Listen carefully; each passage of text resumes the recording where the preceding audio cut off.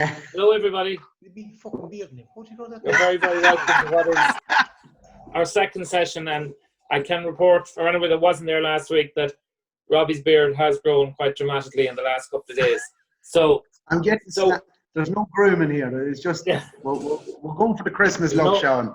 There's no underground hairdressers in Louth. No way. Hopefully the sheep shearer's coming next week to this farm, so I might be different the week after.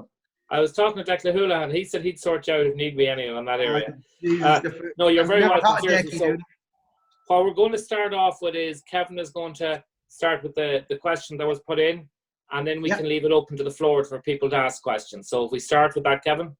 Yep, so I'm just going to pop that up on the screen for you here, Robbie. And I'll just read it out for anyone who can't see it. This comes in from Ned O'Brien, who I think is here with us. I'll unmute you in a second there, Ned.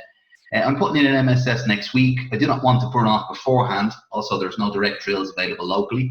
So the contractor will plough and reseed. Contractor's preferred method is plough, power harrow, land leveler, final run of light power harrow with seeder attached. So the questions then.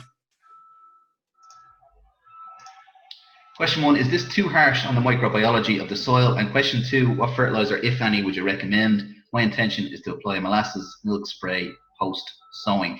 Thanks for that, Ned. I'm just going to unmute you now. Okay, go ahead, Ned. Can you hear us? I can hear you now. Can you hear me? Yes, we can. Thanks. Fire away, Rob. No worries, Ned. Yeah, sorry. Good questions there, Ned. Look, if you're not inclined to use glyphosate ploughing and you can't get that direct drill locally, that's fine. A lot of the multi-species swards, what we're finding with people who are putting them in, there's definitely more complete positive results, I'd say, from some sort of fairly intensive tillage to create a finer seed bed. The fact that in a lot of cases you have different size seeds. So it's one of those instances where initially a plough till sow process might be best to get it established, and especially if you're in that situation anyway. Definitely the fact you're not thinking of using Roundup, look, the guy doing the ploughing, as good a quality ploughing as you can, and definitely hopefully that'll do a reasonably good job on turning down most of the weeds or even the existing grass sward to stop it maybe playing competition later on, or maybe a good tight grazing before you do start the physical work on it. Will it damage the microbiology? Look, to a certain extent, tillage always, I'd describe it maybe as more breaking up the microbiology. It'll probably disturb a lot of the fungal hyphae that were there over the years as a grass sward. But look, again, it's the forgiveness of plants and the forgiveness of nature. Once there's a plant growing again in the ground, it's starting to feed up that different types of microbes and microbiology, which we're all thankfully now discovering and allowing that it's far more important than was previously ever allowed for, especially in conventional wisdom. And as regards fertilizer, Ned, what you could look at there, it's farming to me is all about risk management and trying to keep the farmers' risks down, because at the end of the day, it's an investment, it's a spend of money.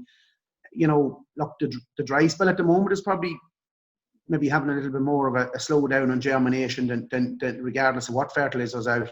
But definitely, again, the best, we look at cover crop sowing, summer cover crop sowing, autumn cover crop sowing, multi-species, some sort of fertilizer. So if you have your own farmyard manure or, maybe a later on a slurry, hopefully that feeds in reasonable fertility and calcium, magnesium, pH, fairly okay. And if you're inclined to use chemical fertilizers, a couple of bags to the acre, 18, 6, 12, 10, 10, 20. Again, you're just looking to get a good establishment of the seeds you're sowing. And again, that return on the investment, and I think that's one of the key things to remember. It's at the end of the day, it's still a financial transaction for a farmer to try and in fact, people are definitely making an effort to do more with multi-species swards to reduce their nitrogen maybe usage down the road, or to improve aeration and soil health potential again down the road. That's already taken a number of risks. So I think anything you can do to make sure that crop is a good established crop and does you a good service is beneficial. Fair enough. So, Robbie, can you hear me? Yeah. Can you hear me now? Yeah. Jesus Christ. That That 18612, Like, is that a very high P and K, or should I just, like, I have a high nitrate, low P and K thingy in there? Like, does it need that much, like, you know? No. It'll it's just what we notice is you get far more. You'll create more biomass with some sort of fertility, whether that's natural organics or the chemical versions. And again, all you're trying to do is make sure that mix of seeds you sow, that you can get those off to the best possible start, especially the fact you're not using Roundup before maybe the old or native, whatever was the species that have been in that field for the last X amount of years, before they start to get going again, and maybe some of the weed seeds. So again, you're just trying to give your established crop as good a start as you can at the start. Yeah. And would you follow up for the rest of the year? Like, would that be it then, or like, does it feel like clover going into it? Yeah, and like you'll find, I know a lot of the evidence we're seeing now with these multi-species is that they're actually not needing an awful lot of because with the difference in species, they're all pulling up different nutrients at different levels. It's probably just in the early stages getting them established and getting them off to a good start. And after that, look, again, it depends on your offtakes and depends on how you're taking them off. But in grazing situations, you tend to there's not a big removal in nutrients. And once those reasonably accurate maybe soil balancing to start with, if not, over time the multi-species will do a little bit of soil balancing themselves. But I suppose it's just to try to minimize that risk at the start and manage for a bigger production of multi-species pasture as you go through the season. But definitely we look, even the few lads locally that's sort of using them and working them, they're definitely talking about decent reductions in especially nitrogen fertilizer moving forward. I suppose, look, lime, calcium, P and K and sulfur, magnesium, they're things that need a little bit a slightly different approach, and maybe they're beneficial whether they're giving you better quality protein in those multi-species,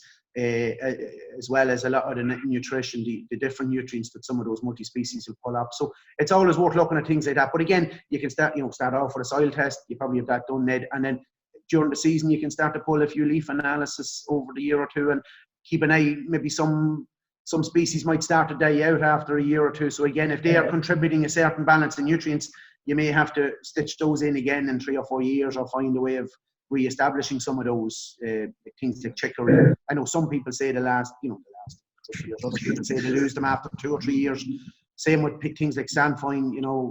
Mixed reports on how long they're growing for. So again, those species are actually doing a fertility building job in that lay. So if they disappear, maybe you need to start looking at addressing certain parts of it. But nitrogen's the big saver from what we're hearing from farmers that are using them, and seeing from our own like clovers. Well, it's a well proven at this stage, and there's a lot more. We spoke about it last week. The amount of work and energy going into now getting down to the nitty gritty of even varietal selection within clovers and within things like chicory and plantain. It's only starting to take off, and I think over the next 3 to 4 years, we're going to find an awful lot more varieties within those species that even suit the Irish conditions. Yeah. Fair enough. I'll leave you be. Thank you very much for that. No bother, Ned. Okay. Thanks very much for that, Ned. Okay, Robbie, next one we've got in is from Coleman Deely. So I'm just going to put that up on the screen now, 1 second.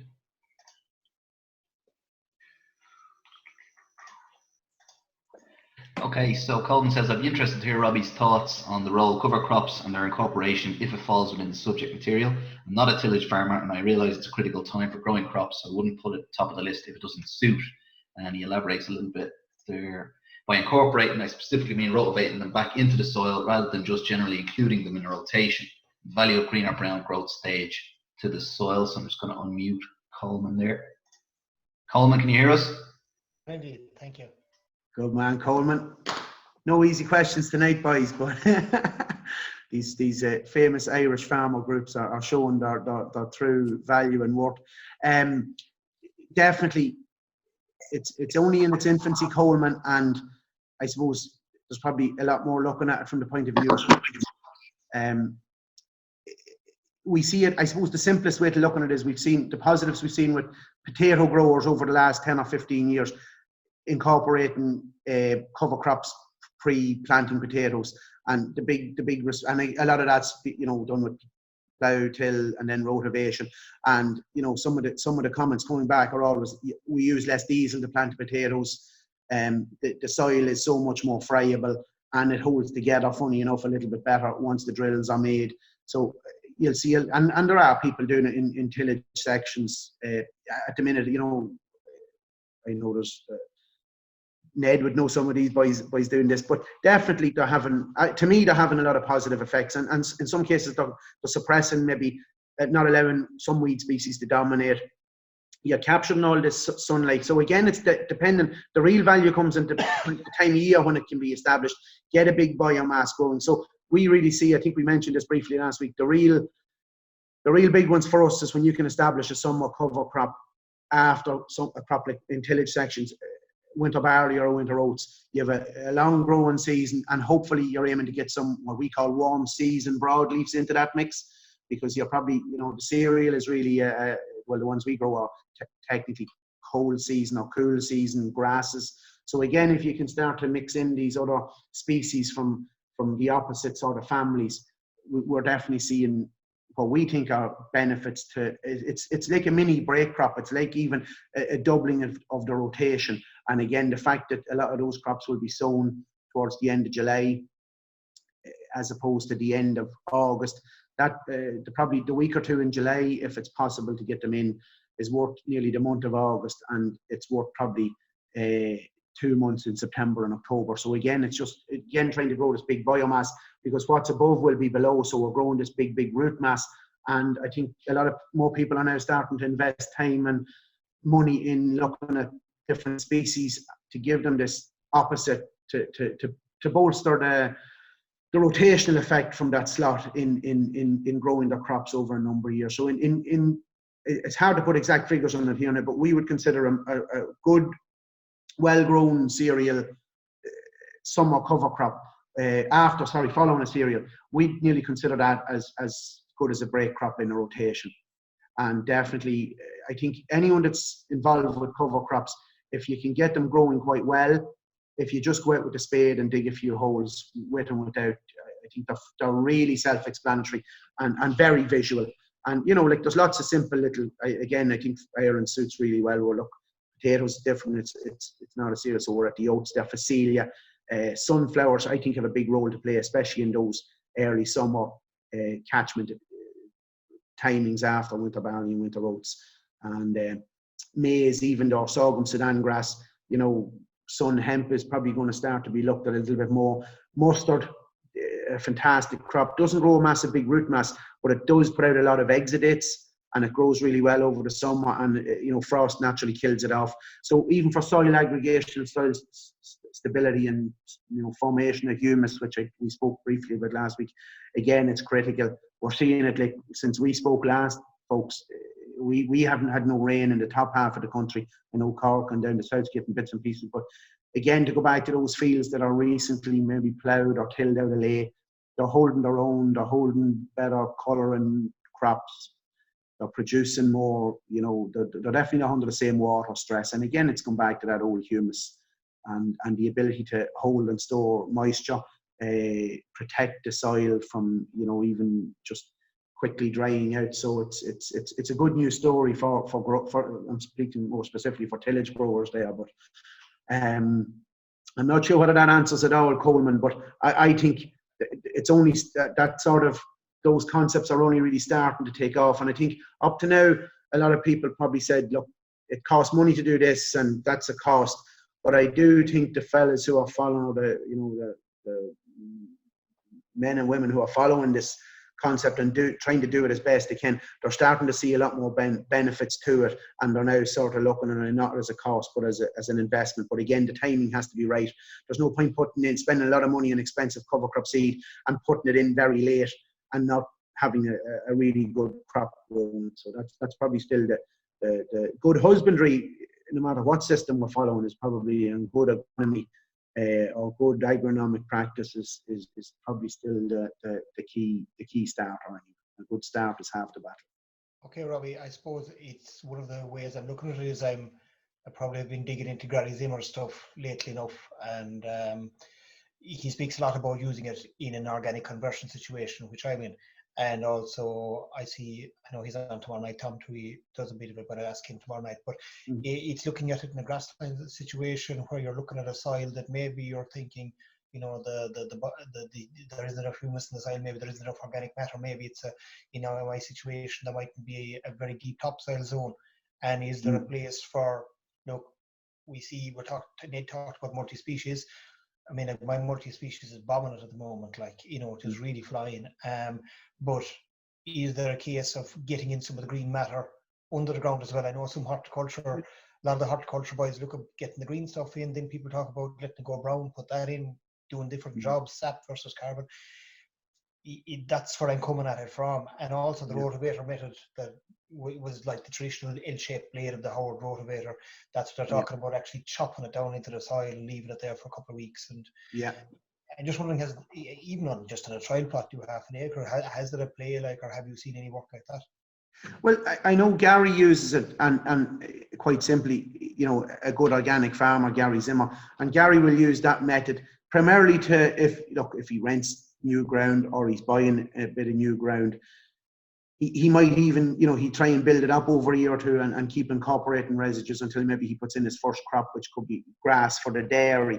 But I know, if he's growing maize, corn for the dairy header or things like alfalfa, maybe the year before that he'll put in, when most will be in front of the maize or some of those type of crops, he'll put in a legume sort of based cover crop, and he'll till that in, because that's basically his source of nitrogen for the maize growing. And again, that works perfectly in the organic system, because there's, really, it's maybe nitrogen is one of the limiting factors, but I wouldn't go all out and say that.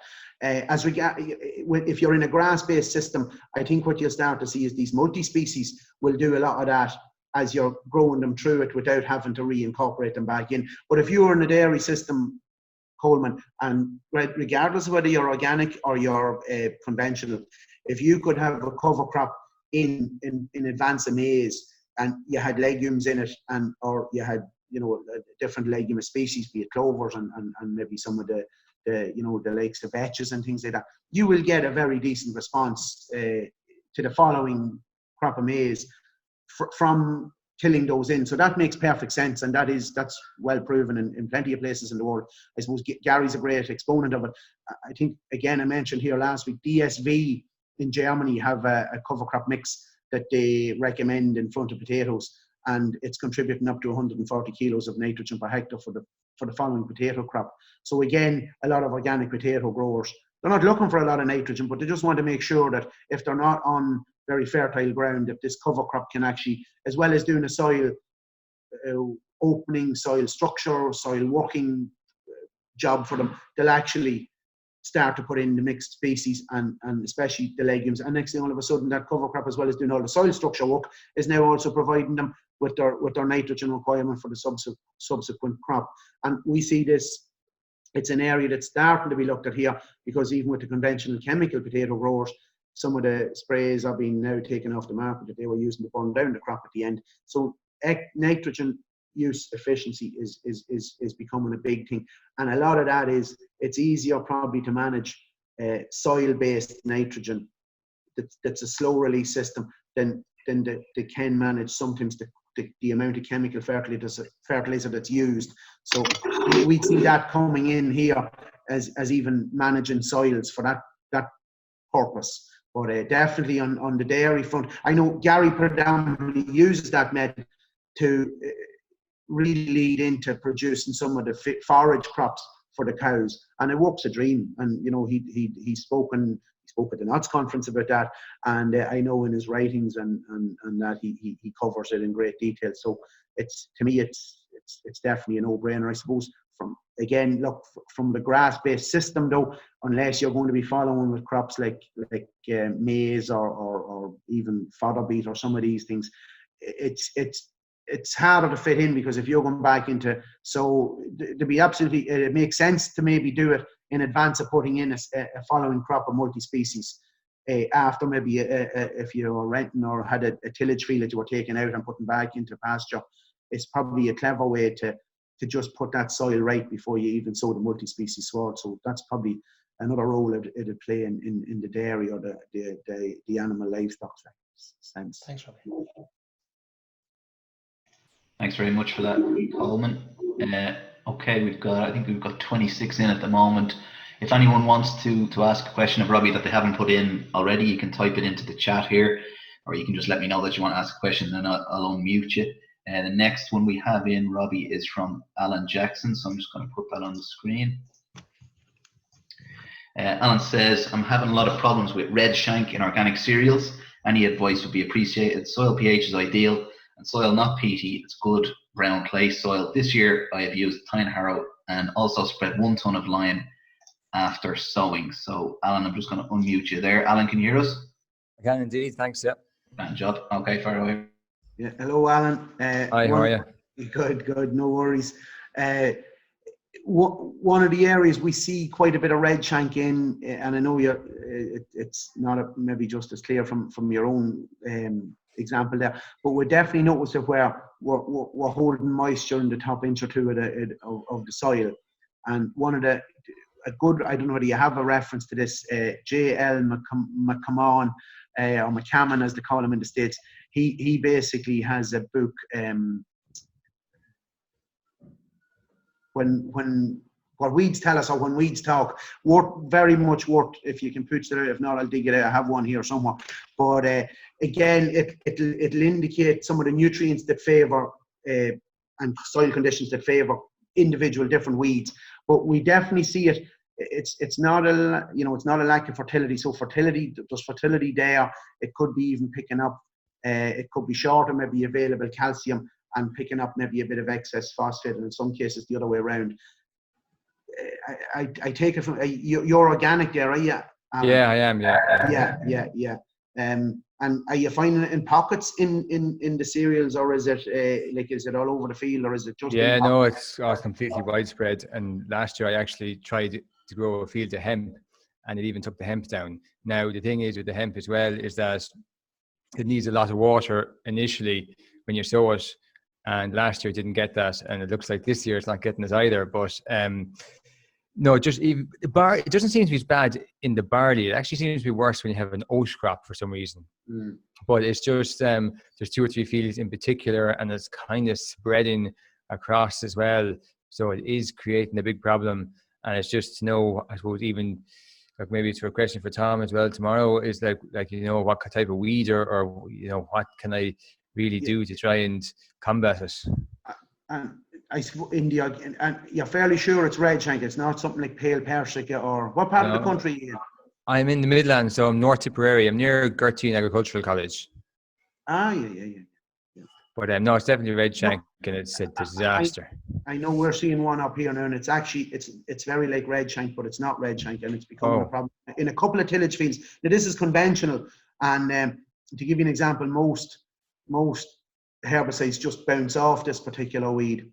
What I would say in the organic sector is you really have to get rid of one plant. You're going to have to replace that with another plant. So again, I don't know, are you doing much with cover crops or? Yeah, I was doing a good bit with cover crops, all right. But and I was putting it back into grass as well for 2 years. But I'd maybe put tillage in it for maybe 3 or 4 years and put it back into grass for 2 years. But I even find in those fields I'm talking about with the red shank, sure, you'd have to top it a couple of times to get rid of the red shank. It's just so strong. And, after 2 years, then you're plowing it back and you're still getting the red shank back again.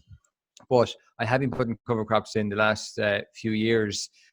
But it's just in the spring when, like the winter crop, I sowed winter oats this year and it seems to be okay. Because I suppose I got ahead of the red shank, it doesn't germinate maybe this time of year. But in the spring cereals, normally it's spring germination, Yeah. And how are you establishing cereals then? Plough and one pass. Plough, it's the plough and one pass and roll it then. Yeah. Because it's probably just it's constantly ploughing up more seed. And in front of those cereals, what cover crops are you growing? Let me see. Last year, because the crop went in kind of late, it was a mixture, but the only thing that really came up last year was mustard seed. But before that, the year before that now, I had a great crop. Now, it mightn't have been necessarily in that field, but there was a mixture of tillage radish, phacelia, vetch, buckwheat, mustard seeds, and clover. So, and a good covering of the ground. Oh yeah, geez, it was excellent now. It was excellent now, yeah. So, yeah, look, it's hard to know. Yeah. No, sorry, another question popped up there. No, I know traditionally, look, what we be looking at, where we've seen it really dominating up here, we don't, one particular farmer that I know had a problem with actually did a lot of drainage just as weather was improving this spring. And already in a spring barley crop, we're definitely seeing less of it. It was definitely an indicator of us of just a moisture retentive soil, and you know, there'd be probably easy access to some of the nitrogens. And I'll have to come back to you on Alan, but I know there's from memory there's a connection between, we say, unavailable calcium and too much available N and phosphorus, and even maybe like how would the organic matters be in those soils? Fairly good. They were, because I tell you why, these fields up until maybe 5 or 6 years ago weren't ploughed for maybe 30 years. You know, so it was always in grassland. So it is high in organic matter. It is fairly high in organic matter, which is probably a bad thing for the red shank. Well, it likes that, you know. I know. I seen you said it's not a peaty soil, but you'll tend to find that they're fairly, you know, they're more organic than not, is the way I'll put it to you, and that's probably allowing to pick up a fair quickly. Like a lot of these weeds are opportunistic. I'm not sure whether you looked at maybe something like companion cropping or combi crops. I know we've grown some beans and oats ourselves, and they've been quite successful at keeping down weeds, especially in the first half of the crop's life cycle. Now that's conventional, and again, no herbicides needed, but definitely towards the latter end, as the oats thin out, that's only an example of that crop. And I know and next year you can probably grow those combi crops and actually turn them into fairly valuable cash crops a lot quicker than we ended up having to separate beans and oats recently. We couldn't get a buyer for them as a joint venture, but it was a bit like and that's the problem. I see my real market is you know, trying to produce oats for Flavins and organic barley then for distillery. So it's you know, it's trying to get enough land to do that with, and trying to get a rotation and trying to get rid of this red shank. But I'm not sure in terms of weeders and stuff, maybe it can be weeded out of us too. What I'd suggest having a look at is definitely if you can sort of target some of the crops in the cover crop mixes that will grow, will start to open up the ground quite a bit. And definitely like what? I'd say I know you've been using the phacelia and I like it, even some of the clovers, but if you can make sure that they're covering ground. And a lot of what we see with a lot of these weeds coming into spring cereals is it's an opportunity. If there's bare soil at all, once there's a bit of sunlight or a little hit of moisture away. So anything you can to even, I know it's not easy, but even maybe looking at some of these low growing clovers to grow alongside, you know, but it probably means looking at sort of going direct drilling then cereals into that. But we definitely find we've had good results and see good results where we can put in some sort of companion crop. And like we're seeing this in rape a lot at the moment with bearseen clover. But again, some of those guys are used to coming in then maybe, well, not so much with rape, but definitely I think it's an area you'll have to explore more, and just without knowing the farm. But I could draw a soil map for around County Louth with red shank, and in every case we're into this, what in some cases what we call here like a white bog. It's not a black high organic matter clay, but it's definitely there's a bit of life in it, and there's definitely plenty of moisture. So even in the lower, you know, it's a moisture retention thing. So again, if you can start to look at maybe some of these cover crops that's extracting moisture out of that, and oats can really you know, we find out sort of keeps moisture in the soil. So that's a tricky one for you, and I know that, but definitely, and I see someone's put up a comment there, if we see a lot of red shank, you know, once you're heading for that sort of peaty soil, but as I said, even we'd be seeing it in the northeast in non-peaty soils, but there's always a moisture. There's always a slight issue with moisture retention in the top 3 to 4 inches of it. Yeah, because imagine this year, like it's so dry this year, you'd imagine it wouldn't be coming up, but it is. Yeah, even digging in those soils, they're bone dry in the top 3 or 4 inches? I'd say once you go down, they're not bone dry. No, once you go down maybe 2 inches, 2 inches, it's still, there's moisture there. Yeah.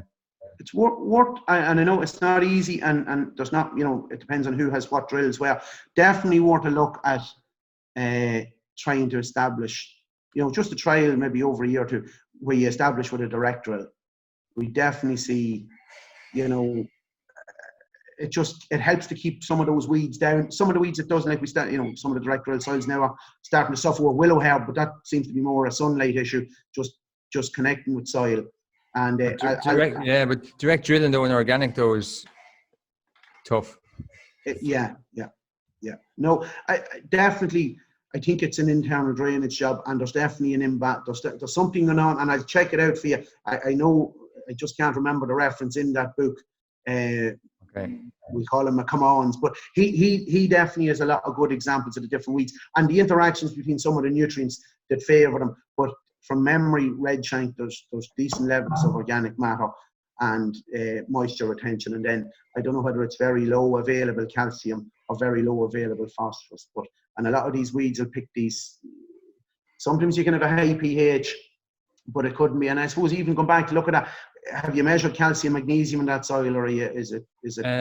No, I was going to actually, but that's why I actually put out the lime this year. You know, just with the calcium in it, some calcium, some magnesium, depending on the soil results. But yeah, I must get that measured and just to see what the calcium levels are.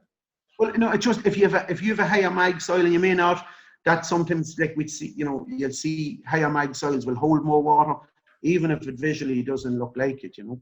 Yeah, because actually the fields that have the red shank in it are a bit higher, I think, in magnesium. I'll check it out. Yeah, I'll check it out and see. That's and soil. Like it's in it, you know, the field, some of the fields I'm thinking of that we have red shank problems in locally that I'd be very aware of.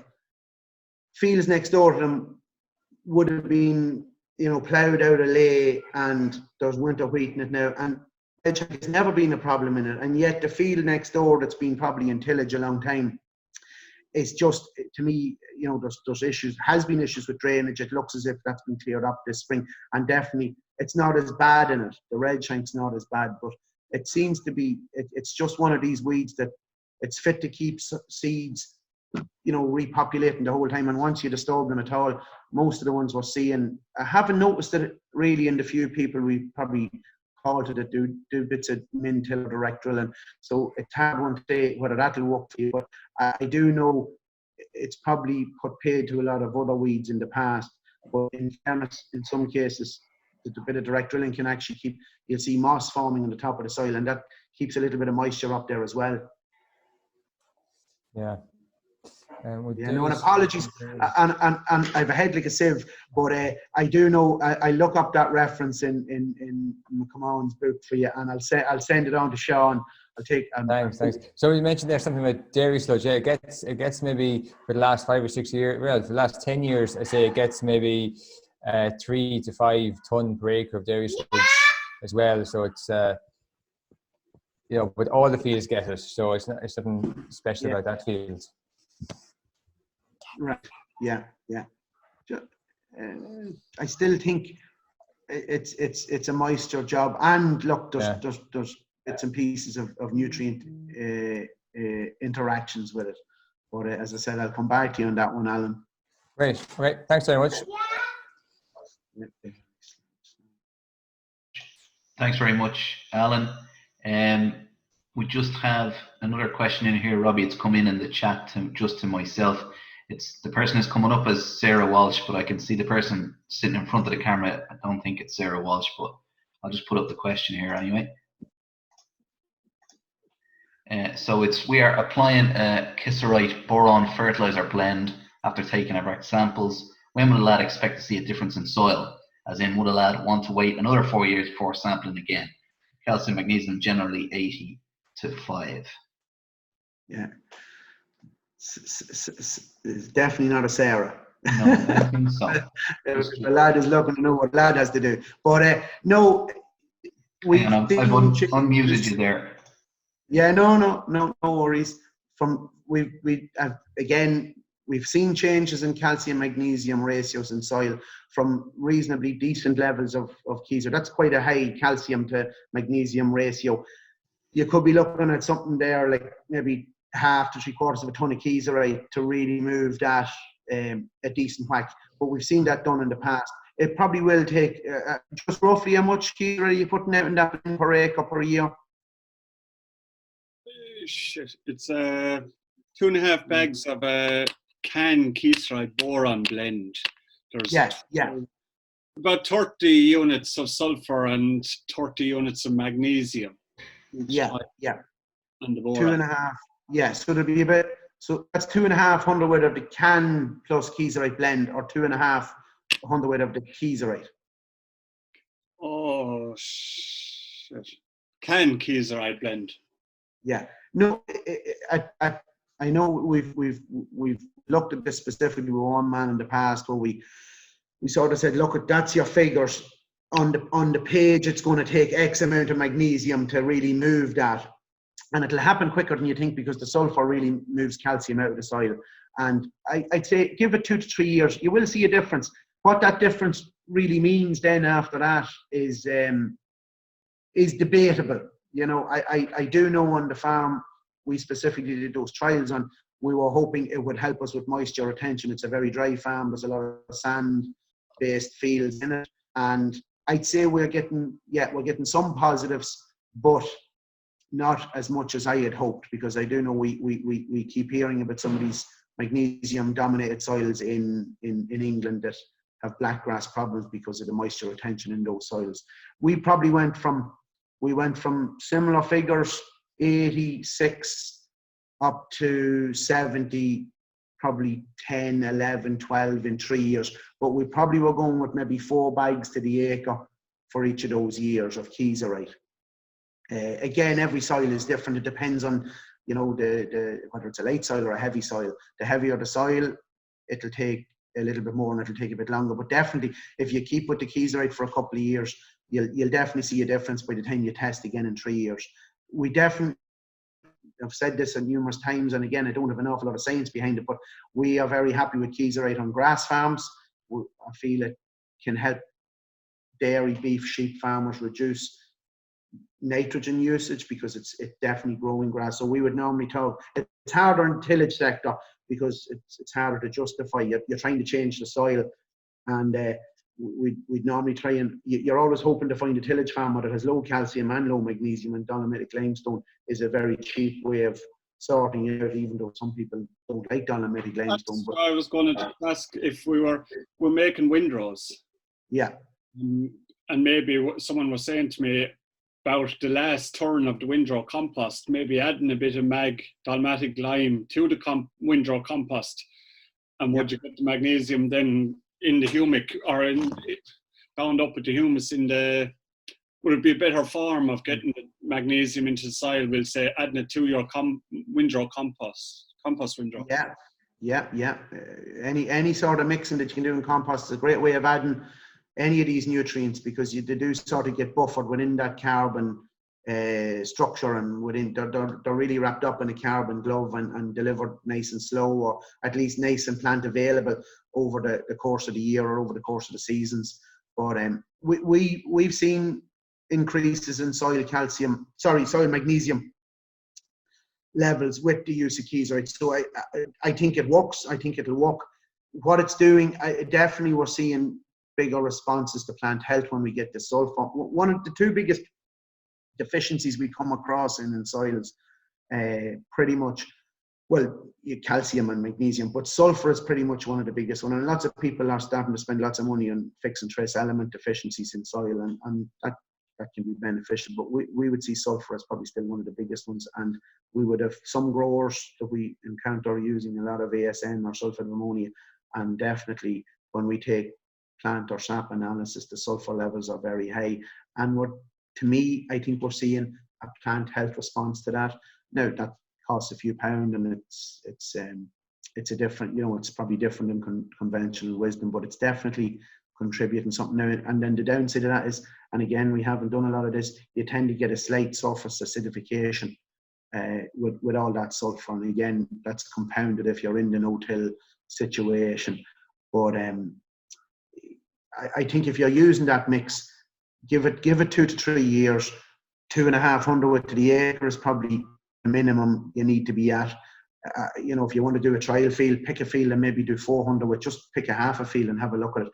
It's a very simple sum, and you'll see in most of the Albrecht soil analysis to come back, whoever to come back from, it'll give a deficit of magnesium. And it's quite easy to work that out then. That's so many kilos per hectare. So there's so many kilos in a ton of kieserite, maybe 14%, 140 kilos in a ton. And if you need 300 or 400 kilos per hectare to bring you back to sort of equilibrium at 60 or 70 parts calcium and maybe 10 to 15 parts magnesium, it's just a simple sum then to measure out bags. But again, I struggle a little to see the big financial benefit to farmers in the short term on tillage, even though we recommend it ourselves.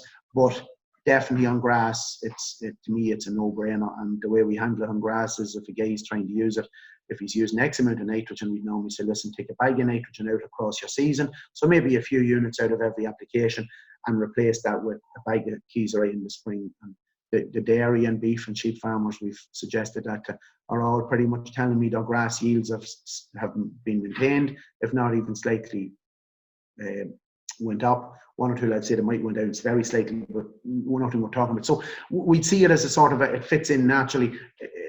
Whatever it costs, the bag of nitrogen that the guy's taking out of the system is allowing them to invest in that bag of kieserite. The tillage one's a little bit more difficult. It nearly takes an investment over 3 to 4 years to see this magnesium and sulfur in the soil. And the big difficulty we still see with magnesium in soil is, no matter how high you put it, it's very difficult to get it into the leaf. And that's, we've been proving that with leaf and sap analysis. And I give the example, a lot of the fields in certain parts of Wexford are actually very high magnesium, up to 20% on the base saturation of both grass and wheat, or grass and cereals.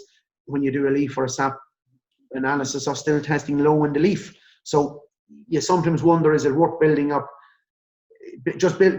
soil magnesium? To me, and balancing calcium magnesium ratios is hopefully at some stage managing water and oxygen and air exchanges, and as well as that giving us some bit of a stronger soil structure.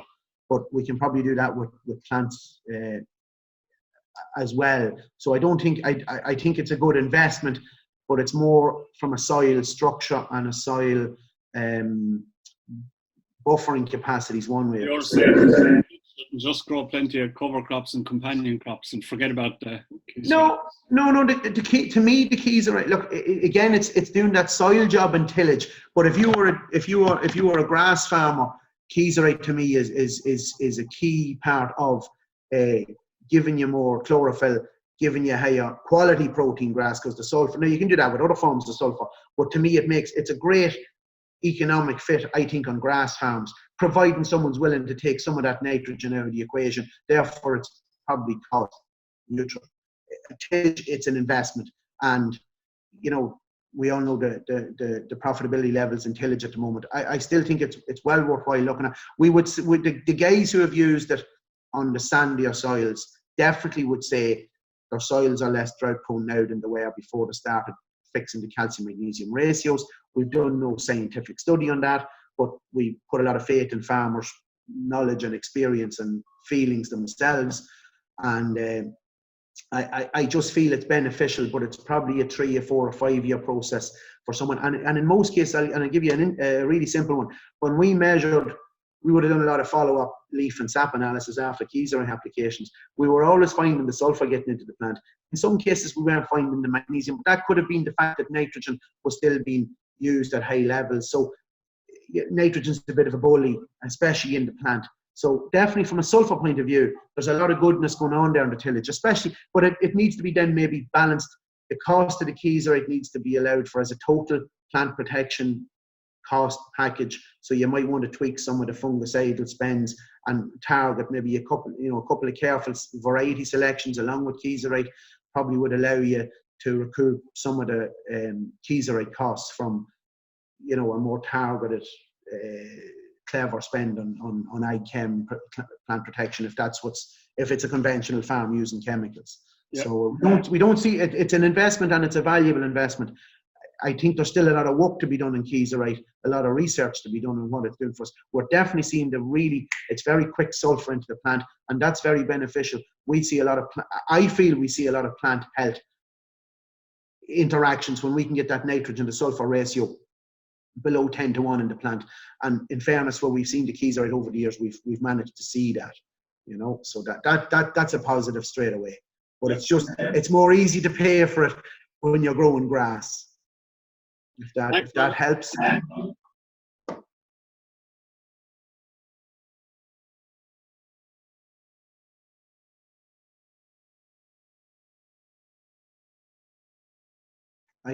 Yeah, that's McCammon's book there. Who put that? Can you put that one back up, Kev? Hang on 1 second. That was Paul Moorhead put that up. Paul, can you put that up again? Oh, come on. His father must have been a Hurley maker before he emigrated to the States.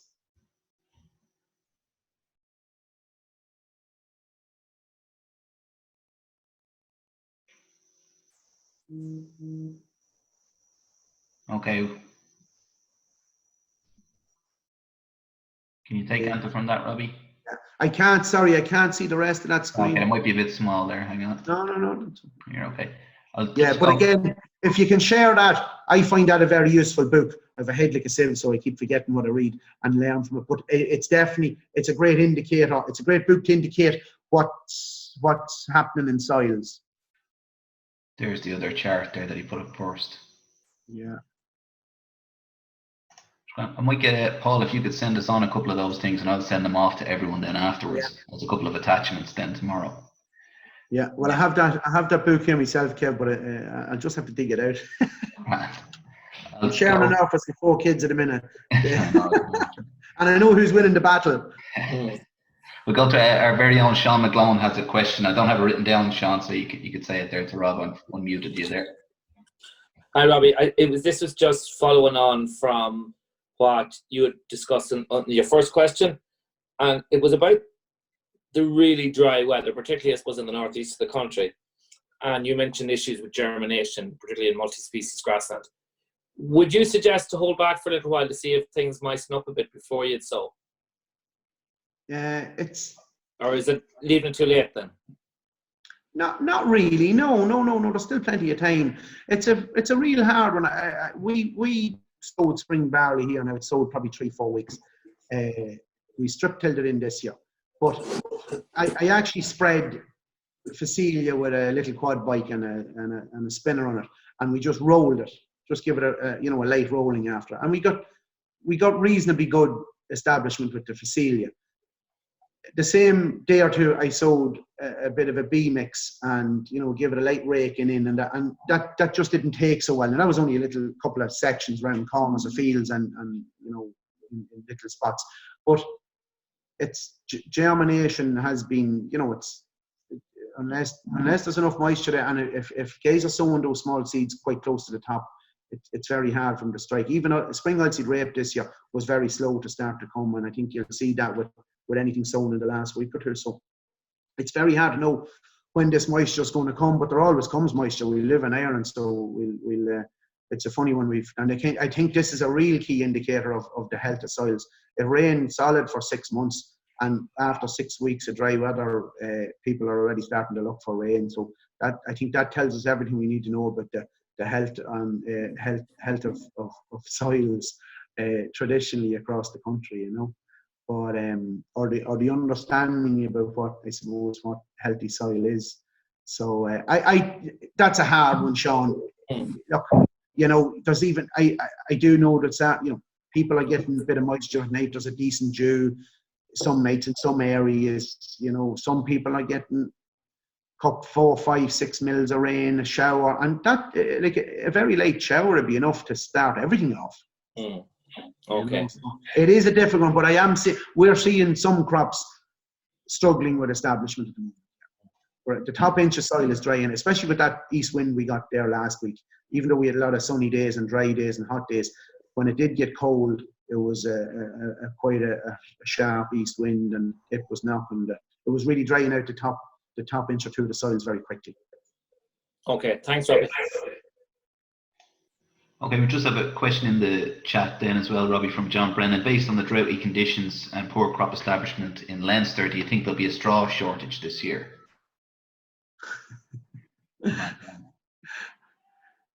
Get into that market as quick as you can, John. Get in, buy.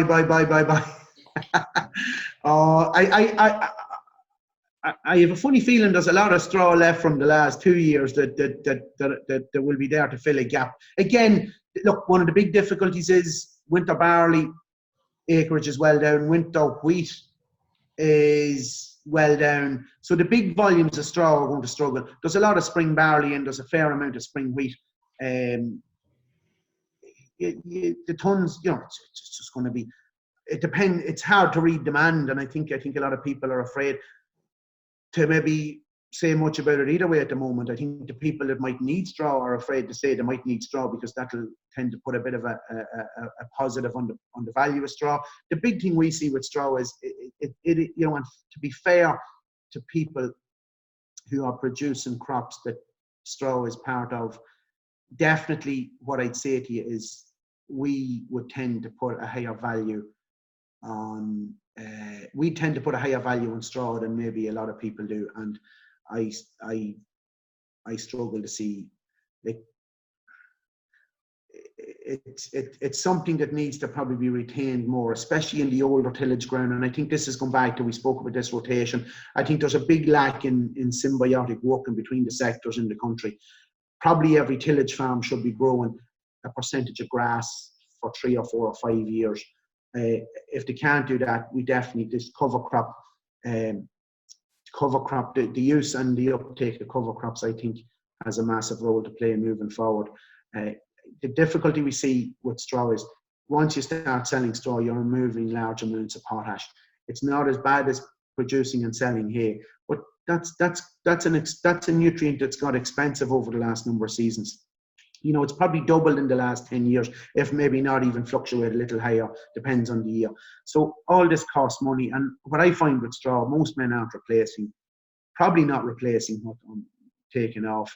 And, you know, to me, that's something that I think it's causing a problem, you know, I think it's causing a problem with soil and soil health and soil fertility. We're definitely seeing positives to it. So to just answer John's question, yeah, I think if weather keeps continuing the way it's going to continue, there's definitely going to be, there will be an issue with supply of volumes of straw. Whether that's still wanted is a big question. A gambling man would say yes, but it's always hard to know, you know, and the problem with it is there's no real structure to that business either way here in this country, so it's quite haphazard, and people tend to, you know, it's big fluctuations in price, and if there's one thing that'll cure high prices, it is high prices. So maybe it'll be, even if it's a good year for straw prices, you know, if there's demand there, and ultimately the big volumes of straw won't be there. Spring barley in this weather, and then, you know, it's only, bear in mind it's only at, you know, mid-tillering, you know, there's a range of crops, but they're ranging from early tillering up to mid-tillering or a little bit beyond it. And it's going to be, if this dry weather sticks it much longer, there won't be big, massive volumes of tillers and straw coming into those crops. So probably, if you were hedging your bets, you'd probably be at least having a conversation with your local tillage farmer, maybe not to turn the chopper on this year, but that probably means John putting a few bob on the table, maybe in advance of the bale or start. And so it's one of those conundrums, but I really feel straw is undervalued, and it's probably not explained properly on the outside, and most people who need straw to bed cattle probably looking at it as just look, I needed to bed it, but the guy growing the crop that's producing that straw, it's having far more, like that straw going back into soil is having a structural effect. It's creating little microsystems within the soil, especially if it's incorporated somewhere. Even if it's only left stand in the field and draw down, it's even stopping, maybe birds coming in and attacking, like oilseed rape and other crops like that, depending on the establishment and after it. So there's a lot of positives to the tillage sector for keeping their straw, but at the end of the day, it's very hard to turn down good prices for straw. But on the law of averages, Sean, it looks, it's not shaping up to be a massive straw production year, is all I'd say on it. But that could change. 2 inches of rain in 2 weeks, and definitely don't want to be making predictions on the future of straw. Normally, if we say that, we jinx ourselves, and it messes up everything and everyone, because you want to see every sector making a few quid. That's the way I feel about it. That's balanced farming or sustainable farming. And there's no better man than John to put a few bob on the table. That's it, John. That's it. Thanks, go for it. No worries. We've got a few questions coming in on the chat, but I noticed Tom Fooey's unmuted himself there. Tom, did you have a question? Yeah. Can you hear me there, Kev? Yeah, we can hear you. Fire away. I'm looking at. Oh Lord. I don't know how to do that. I'm looking at Grizzly Adam in front of me here. I'll get some potching and bless you.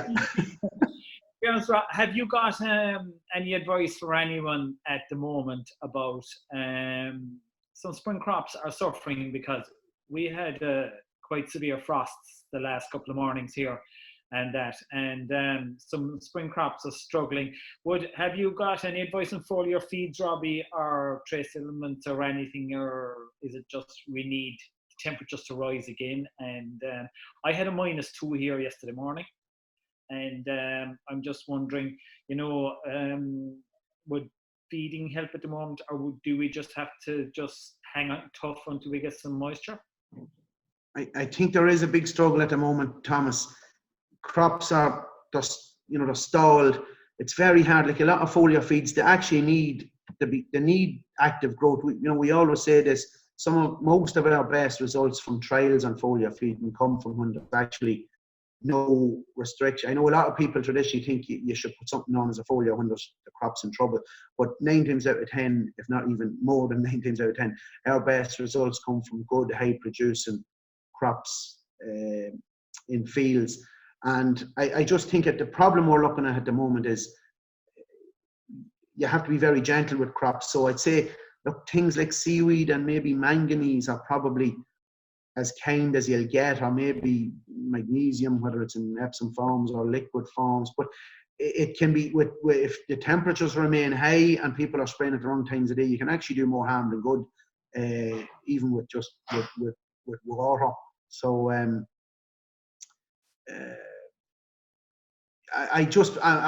not putting you off it, but I think, and like the frost is severe. Look, there's plenty of anecdotal evidence out there, and I suppose there's loads of different mixes that people talk about helping to reduce the impact of frost. Some of them involve seaweed, some of them involve iron, manganese, potash, boron. Look, it's always hard to mitigate against it. We've seen some things that do. The problem is when you're trying to spray it when it is freezing, it's always more difficult. I would say if you could leave it, see what the week, they're talking about a wee bit of a change at the weekend, and once crops start to grow and get growing, I think they'll respond better to foliar feeds then, to be honest with you. I think there's just a lot of crops at the moment, apart from if you're giving them something gentle, they're sitting sort of under, they're sitting without doing much. And we see this, there's a lot of the conventional guys, talking about spraying maybe winter barley and talking about holding off for at least another week because there's no disease. The crop's not really moving forward really with growth stages, and there's still a long way to go to the last 3 weeks before harvest, when they're expecting crops to start to senesce anyway. And we're definitely seeing that. And I know from some of the trial work we did in 2018 in the drought, some crops that were sprayed, and that was for any sort of input. In some cases, there was more stress put on the plant. So I think timing in the day, and probably if you thought next week was going to come a little bit kinder, you'd wait a few days, and definitely after a severe frost, I think you'd give them a day or two just to get their balance back and start to get their internal growth pattern back on an even keel, and then maybe consider giving them something. Thanks, Robbie. Thomas. Thanks very much, Thomas. The next one we've got in on the chat is from Pat O'Brien. He says, Robbie, my pHs have jumped from 6.2, 6.5 5 years ago to 7.4 this January after 2 years of good covers. I don't know why so much variation over the 5 years. Over the 5 years, 1 to 1.5 TA applied where it was required. Hang on, Pat, I'll just unmute you now. Pat, can you hear us? Yeah, can you hear me? Yes, we can hear you. Fire away there. Yeah, you got that. I don't understand why it would have changed so much. I would never have seen pHs that high. These tests this year were the alpha tests. Were there any different lime or pH kind of results from an Albrecht versus a local laboratory? I don't know. Yeah. And would you have, when you say you're comparing tests, Pat, would you have some test? Would say you did whatever lab you used 3 or 4 years ago. Would you be back in that lab this year? Is it a similar? I haven't done it yet, but as it happens, I do have the split sample left, and I haven't sent it to one or the other of them to see whether I'm mistaken in one of the samples, or send it back to the original. Send a split sample back to the first or the old lab. I can do that. I haven't done it yet. So. Yeah. No, it's worth doing that, because sometimes, look, labs do differ a bit. We would see it with the cover crops and the multi-species. If you're growing more of these crops and there's different species in them, like, we make this point to people. You could go out to a field and you could test grass, and the pH or the calcium even in the leaf will be quite low. And you go out and you test something like oilseed rape, and what you'll find is the calcium in the leaves a lot higher, because that plant has exudates that will actually release calcium from the soil. And there's no doubt about it, maybe the subsequent season after that plant is grown, maybe in your case, maybe for grazing. And so that manure, that's putting back far more available calcium into the soil, or maybe magnesium as well, because there's 4 things influence the pH. So you have calcium, magnesium, potassium, and sodium.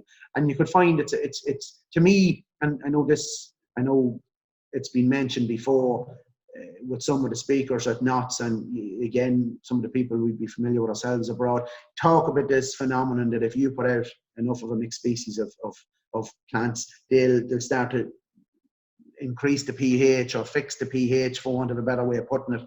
And we've probably never seen it just as dramatic as that, maybe as quick as that, but it can happen, and that's primarily the reason I think it's happening. Is that you have all these, you have different species in, and they're pulling out different nutrients.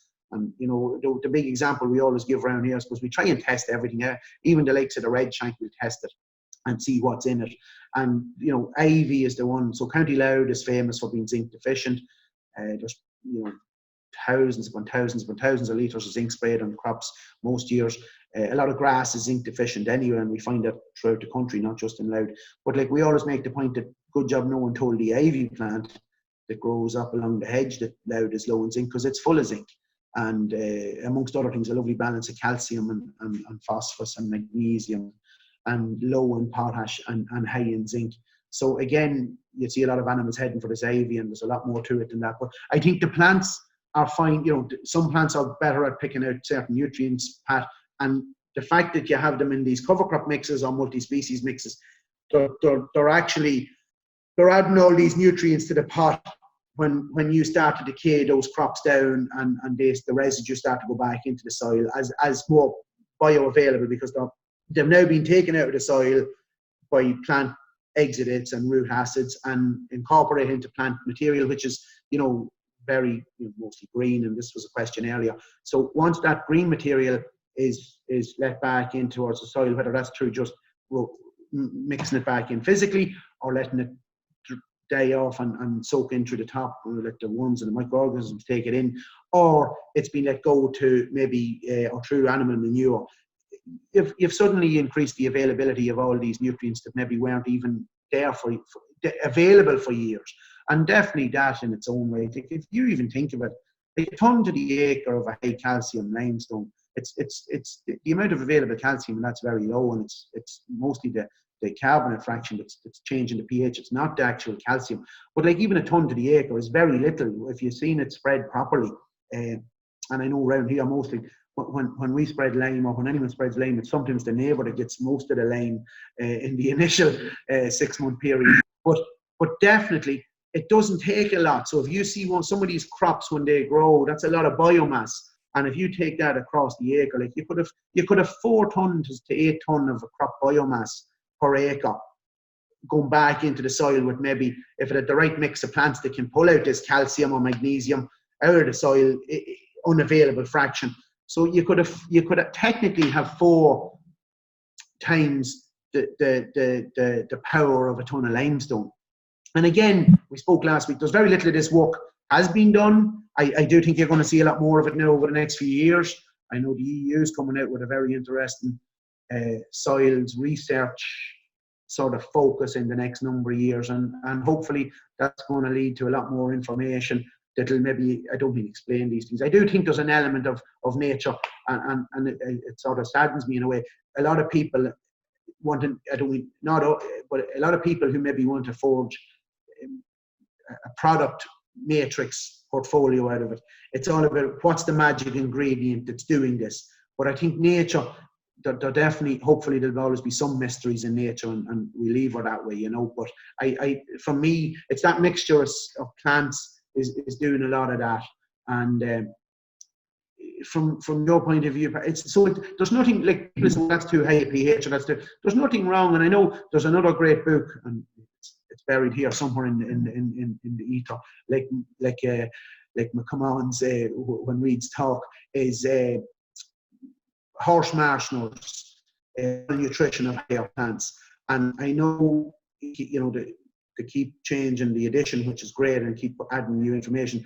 But definitely, if not the last edition, the one before that had 2 plants on the cover. One was maize. I forget what the other one was. Again, the bad head. We get me some of me micronutrients up in my own system. But 2 plants in the same soil, and one was sending out different color exudates and picking up more calcium than the other one. And the soil was a certain pH. So one could survive really well and one was struggling. And that's, I suppose, when you start to look at these mixtures of plants, there's really there is a magic element to it. And it's something that was probably lost for the last 60 years. But, and it's only, you know, that knowledge and awareness is only starting to come back.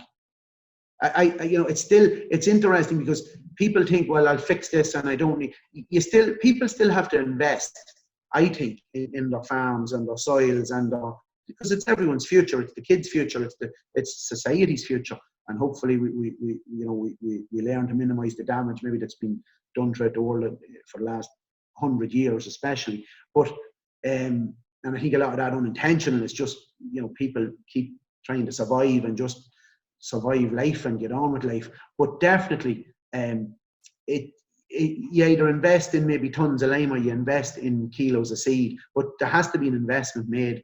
And I think that's probably what you're seeing, Pat. You're seeing the fruits of that investment. And, you know, look, it's you would have had a cost in some of those seeds, and basically it's probably half dealing with a lime shortage in some of the field. But you know, I know you did say you had to put somewhere. We still see pockets, and it's always worth looking at this. You know, pick a field on any farm and pick a 10-acre field, take 10 soil samples, 1 from each acre, just try and do a GPS point in an acre.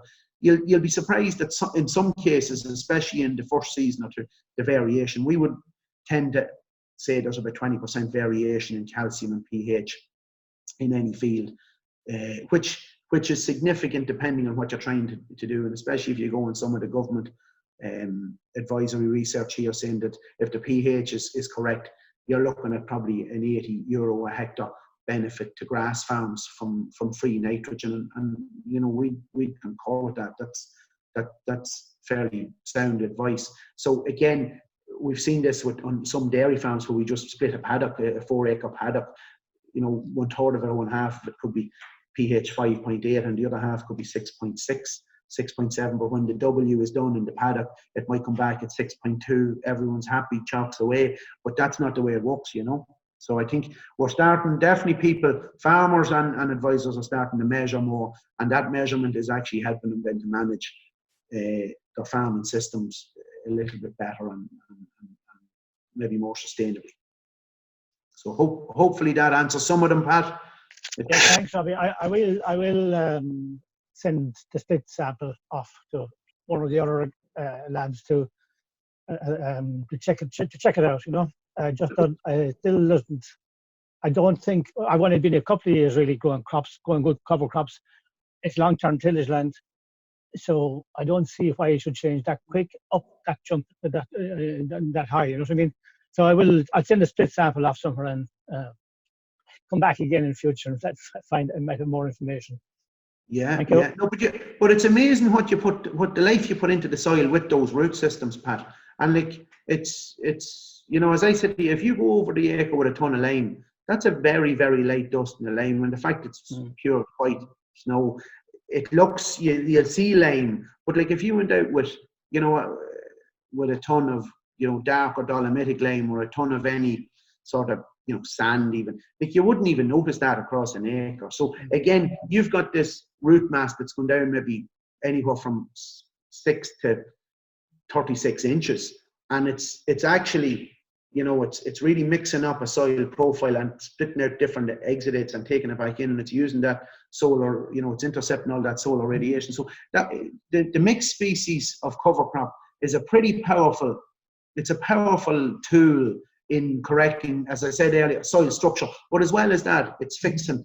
It tends to, you know, it may not balance nutrients out, is probably the wrong way, because unless you know what you're putting in and blah blah blah. But so it's probably just, look, what we're going to throw it at it and see what happens. And again, it goes back to that example I gave of the seed mix from Germany ahead of the potatoes.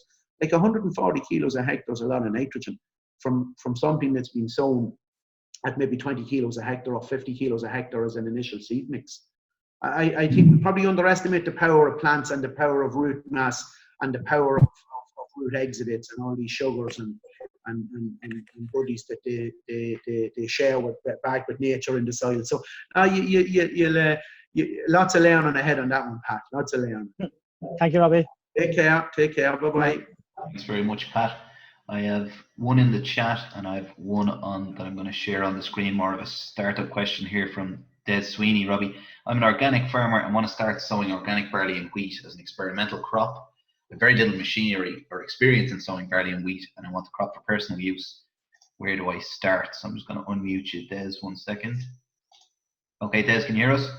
Yeah, I can hear you. Can you hear me? Yes, we can. Fire away. Okay. Hi, Robbie. Kevin. Hello, Des. How are you? Hi, Robbie. You're hoping to get started with a bit of organic cereals. I am, yeah. I'm kind of a sucker herd. Would be in organics a while. And I've started with organic vegetables, and I would have very little experience now in growing kind of wheat and barley. And I'm just kind of looking out for any kind of any pitfalls before I do start, and trying to kind of build up my knowledge base. Just really kind of where would I start? And is that really more about, like, how are you hoping to just incorporate them as part of a rotation, or are you trying to grow feed to feed the cattle? Well, initially, yeah, I'd like to be kind of as self-sufficient as I possibly can, you know. So I want to kind of start in a small way and start right and gather as much information as I possibly can. And yeah, I would be able to to feed my animals as well as family as well. Yeah. No. Just from the question from the screen, it looks like an establishment thought process. But no. It's really, I suppose, cleanliness is next to godliness in a lot of things in life, be it COVID or cereal growing or anything. So look, probably in the organics, you know, and we spoke about this with Alan earlier. If some weeds start to dominate, they can pose big problems to maybe growing cereals. But I think, look, if you have a sort of a decent contractor in the area that can get crops established, that's definitely the first way. I see fertility is one of those things that you have to look at. In organics, it's relatively, I don't mean, how would I say it? I don't mean simple. It's not simple, but I find the organic system is a lovely, simple system if we allow it to be as it is. You find with conventional agriculture at the minute, it's all about, well, you're chasing the dragon to a certain extent. You're chasing yield, you're chasing some sort of quality variable, probably set by somebody else, somewhere else. And it can become quite a frustrating event. And all I can tell you from that is that what we see with conventional growers that have sort of started to go back to basic husbandry of, okay, if they're not willing to put in very good rotations, because that's not always simple. That can be a challenge in itself. Where can I sell this crop? Who's going to buy it from me? My life is simple. I'm growing these 2 or 3 crops and it's just easy. I've got the shed storage for that. I've got a customer for that. So we would try and encourage those guys and gals to look at, okay, make sure your fertility levels are decent, make sure your pH is in the right zone, and regardless of looking at calcium and magnesium, make sure that pH is in the right zone. And then, okay, if lads want to go down that road, grand. P's and K's, we definitely see where P's and K's are decent. Index 4 and above. You'll see it in some places where there's, for whatever reason, the soil is fairly lively. Crop establishment comes out of the ground very quickly. It competes quite well with weeds, and it can cover the ground quickly. So again, I don't know how, soil fertility to me and soil structure is probably one of the big ones. Good, if you're in organics and you're going down the plough till soil, good clean ploughing, that sort of helps you minimise your weed pressures. And but we laugh at this one because I'm not a machinery man at all. I'm not going to say I'm not really one. I'm not one at all. I'm pretty much useless with machines. But I know there has been a lot of trial work done in the UK looking at, and some of the growers here in Ireland try it both in conventional and not so much in organics, but actually you just scatter the seeds and give them a tilling in, and in a lot of cases the wheats and the barleys and the oats are growing fine. It doesn't take a lot of fancy machinery, but it's always tidier, and especially in organics if you don't have maybe follow-up weed control to utilise. And I still maintain and I'll come back to Alan on it, and I know some of the guys put up the reference to that J.L. McCammon book. I think it's a very good book. It looks at weeds very differently, but equally so, we probably need to choose. If we don't want a certain weed in a field, we have to choose what plants we're going to put there to make sure that weed doesn't appear. And we have this problem with conventional no-till at the moment, but willow herb is becoming a problem. And the biggest thing we see with willow herb is it's just an opportunistic weed where you have bare soil and the sunlight is connecting with it, and it'll take over, especially in undisturbed bare soil. So again, go back to your own situation, good ploughing and good establishment of whatever cereal, and just there's very little point putting cereals into fields that are struggling with pH and P and K levels. You'd be better off only growing half the acreage and investing more in the previous 2 years and maybe some farmyard manure and cover crops to get the soil and the structure right to be ready to come in then with when you do decide to go with the tillage crops, Okay, that's right. Can I just ask you, is there any advantage? Yeah, sorry, say that again. Can I just ask you a question there, Robbie? Yeah, Can I just kind of ask you a question? Is there any advantage of winter barley over spring barley? Would I start with kind of a winter crop or spring? Winter barley tends to, the traditional use of winter barley has been to spread the harvest if you have a lot of crops, because it's cut in end of July and it spreads the harvest. So, and then also it's traditionally higher yielding. I would find a lot of people who use barley for, especially if you're in a mixed farm. I like winter barley and I like a mix of winter and spring barley, because if you grow some winter barley, you definitely are getting in with these early season summer cover crops I spoke about, and then it allows you, you can sort of swap and change. From that point of view, I think it's very useful. From the point of view of pumping out more tons to grow, I think if you could get more into the cover cropping and start grazing some of those cover crops, not grazing them to complete death. You need some of that biomass come back into the soil to feed the soil bugs and make sure that you're keeping your soil structure sort of aerated. And so winter barley will cover the ground, you know, if you're in early in the autumn. It depends on your weed pressure in a lot of cases. Again, going back to Alan's earlier example, you know, winter barley will probably reduce his visuals on red shank because it's more a spring germinating weed. So if he had good ground cover, which he would have with winter barley this time of the year, he probably wouldn't see that problem developing to the same extent, but he'd still have the underlying maybe causes a red shank. So he'd still, you know, you still have to try and fix those over the years. And I know, again, companion cropping's a big one, but I think just getting started, if you're in that mixed farm situation, definitely a little bit of winter, a little bit of spring. You get your summer cover crops coming in after your winter barley. You have a nice, you know, you can spring barley's quite difficult because you're sowing it, let's say March, April, May even, there's no problem. You have a good wide range of sowing, but you're probably tending to cut it in late August, mid-September, and it doesn't really allow in for a following cover crop. But what you could be doing is, so again, we've done it on the farm here for many years, cover crops and spring barley.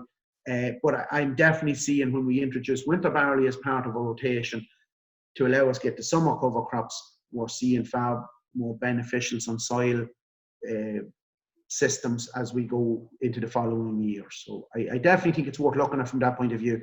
But it's, how would I say it, it's horses for courses. But if you're only going to grow a small amount of cereals, look, maybe a smaller amount of spring cereals. It won't take as much out of the soil.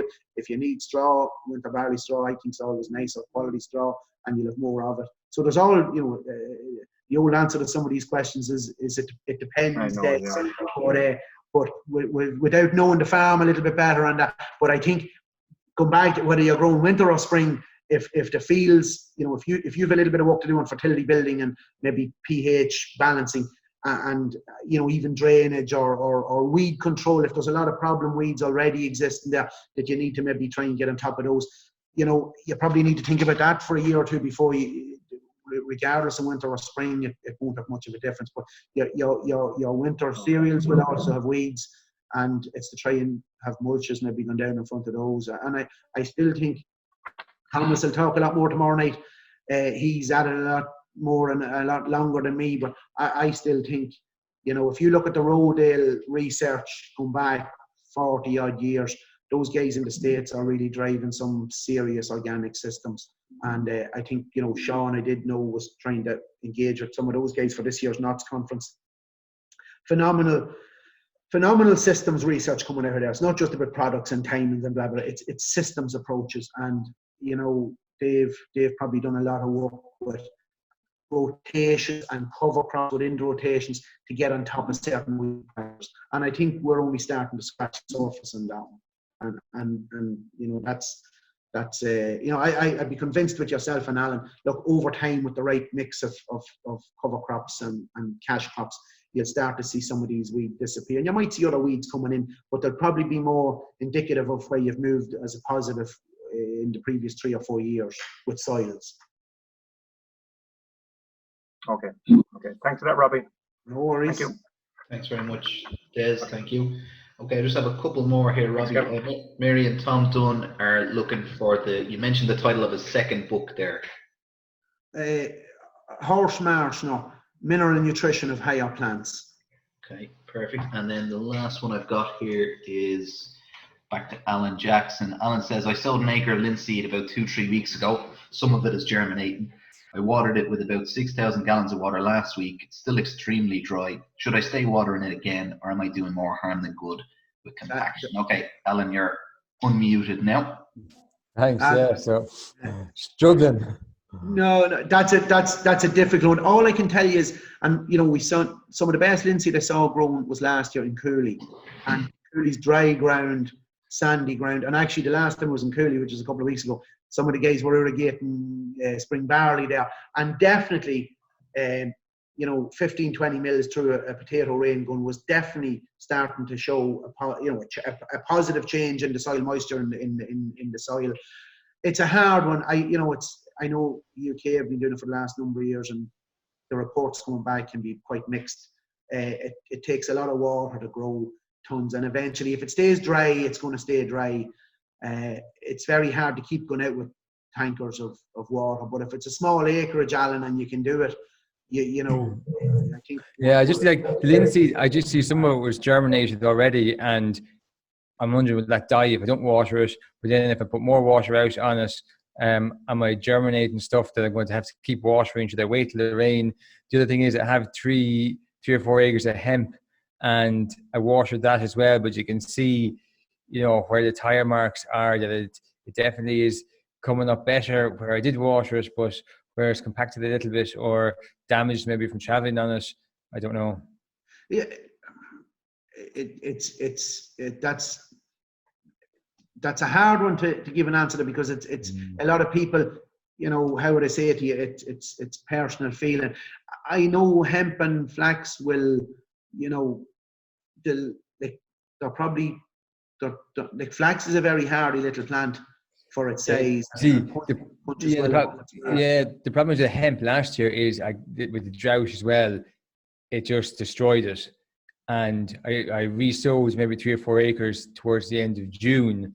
And so the first part was sowed in the end of May, the other one was in the end of June. And I'd say after 3 weeks of the second crop being sowed, it had overtaken the first crop.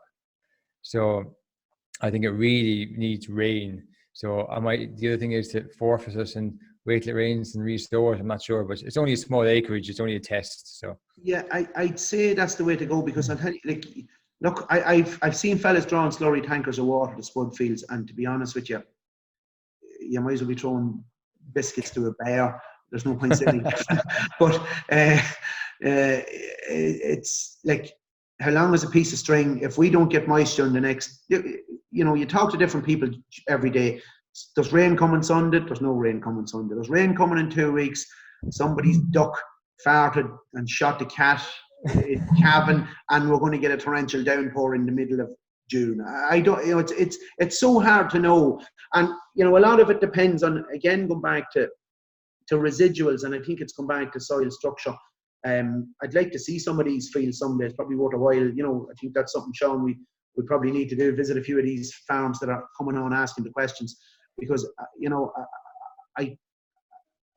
I'll take some pictures and send them to Kevin. The fields we are seeing that have really, you know, coming out of, you know, not intensively managed lays, and probably there were lays that would have had naturally higher levels of old type grasses in them and mixed, you know, weeds, for want of a better way of putting it, but all what we call then a mixed species.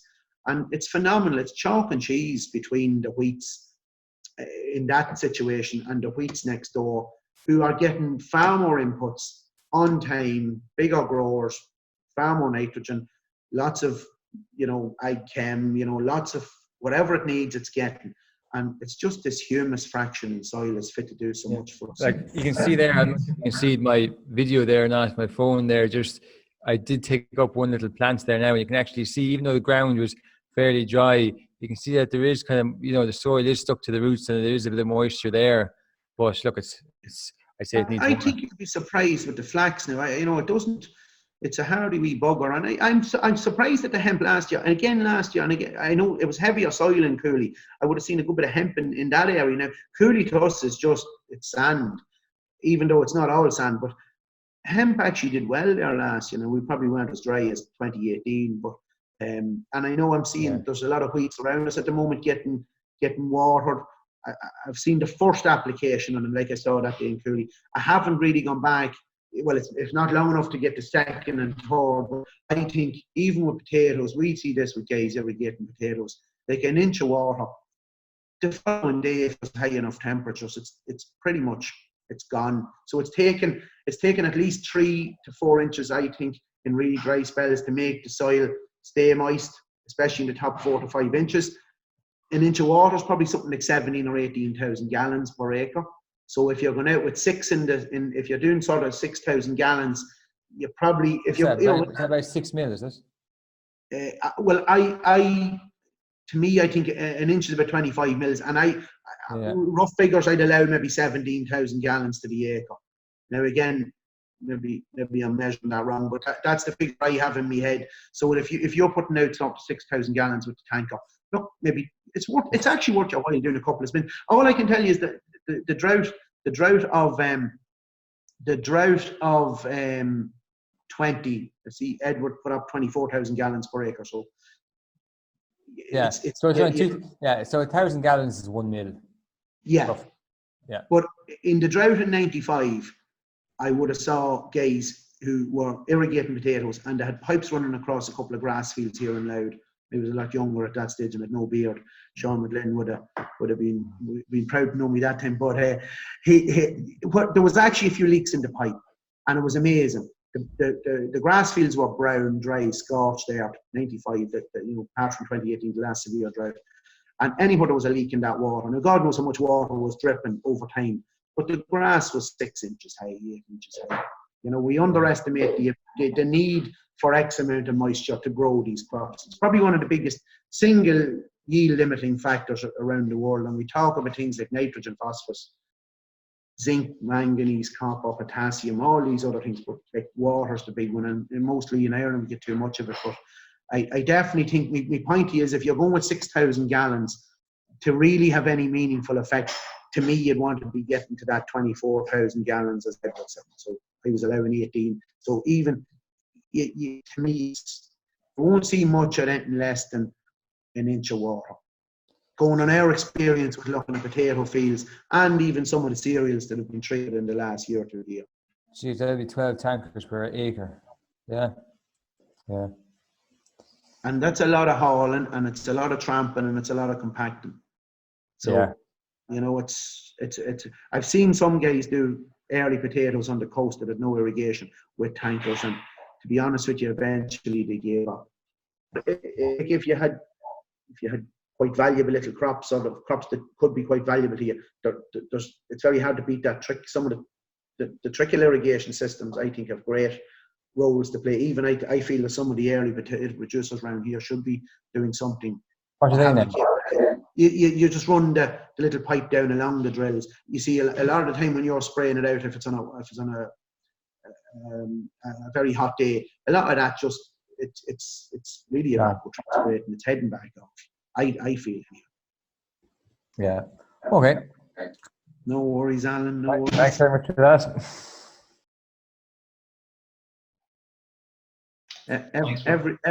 Everyone's praying for rain, I should say. Okay. No, paying for rain. Yeah, that's the next one. That'll be the next government scheme. Pay for the rain. But sorry, I saw one from Tommy there. Tommy. Yeah, it's just popped in there. Focusing on building water, holding capacity through carbon sequestration with cover crops, as discussed, is ultimately a better spend than irrigation equipment, says Tommy.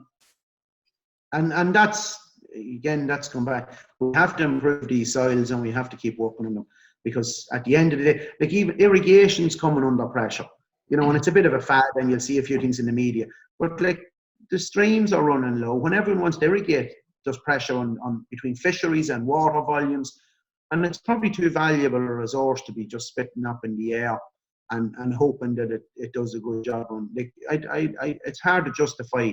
It's hard to justify it here, even socially. It'd be one. So, and I'd agree fully with Tommy.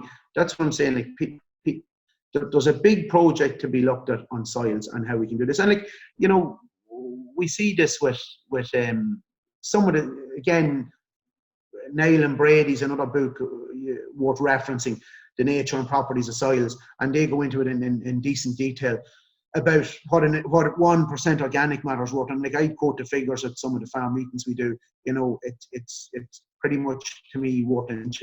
Every 1% is worth another inch of water holding capacity, as well as 15 kilos of nitrogen per hectare. So they're two inputs that, again, people put a value on nitrogen and put a cost on nitrogen, but really, I'm right, Alan, that's a good one. Although I've a feeling I always equate water to dark and light water, and I always think red shank's dark water. I know when I walk fields that there's red shank, and I feel there's a shadow, whereas I feel with irrigation there's a lightness to that water. So I think you'll be all right with the irrigation, but that's probably some weird feelings. But look, Tommy's right. We have to really focus on getting the carbon sequestration in here.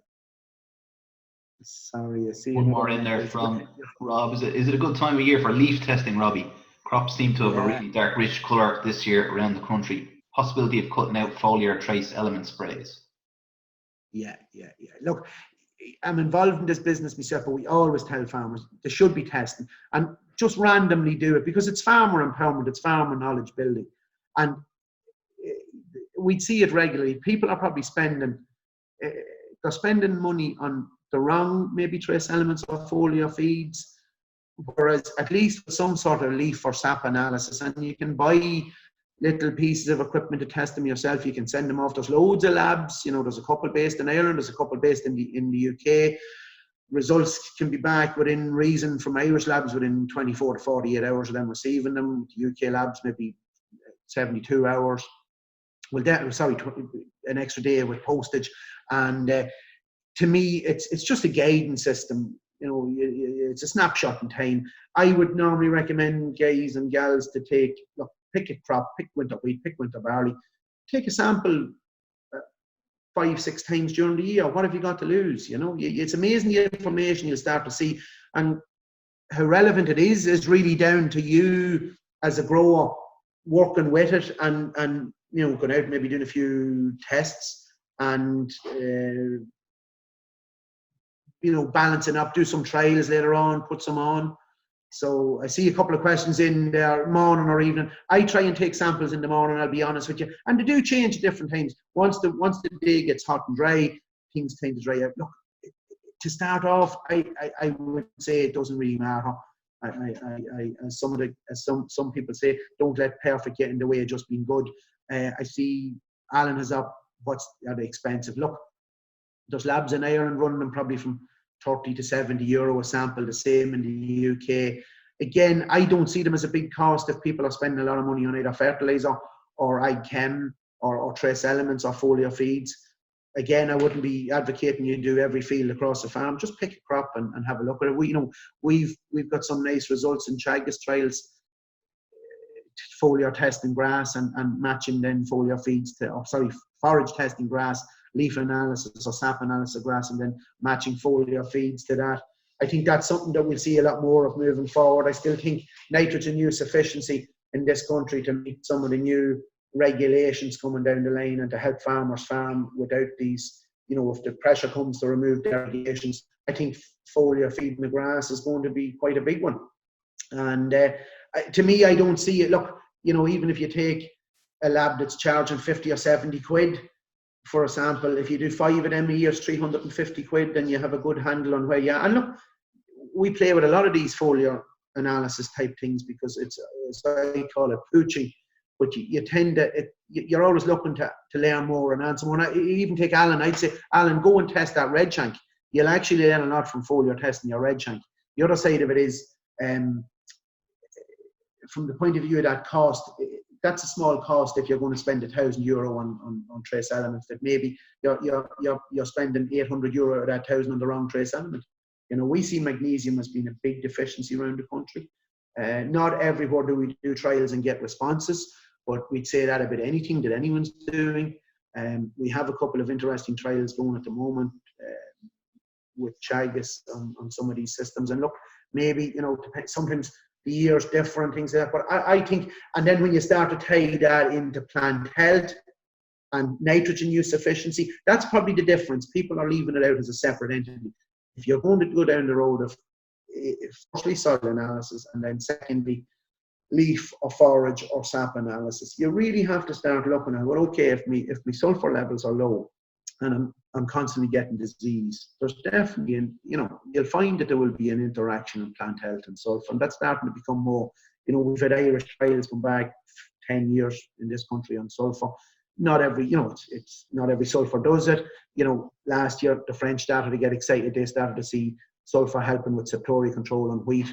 We've seen that for a long number of years here in this country. Zinc, copper, two big ones. Some people starting to play with silica. Magnesium and sulfur can be sort of corrected very simply. And as I said to you earlier, we've seen some soils in Wexford with 20% magnesium on the base. The standard recommendation is your index 4. There's not a hope. You don't need magnesium. And when people apply foliar magnesium on those crops, total nitrogen level in the crop goes up, because that magnesium is probably taking some of the nitrates that's floating around and forming it into more amide amino acid nitrogen, and it's more plant friendly. We've one in there from Edward. Straw, do we crop our straw from which deal where we are not looking for nutritional benefits but best for soil? Just say that again. Sorry, Edward. I did see it popping up, but I didn't stay long enough. Say that again, Kev. You're unmuted there, Edward.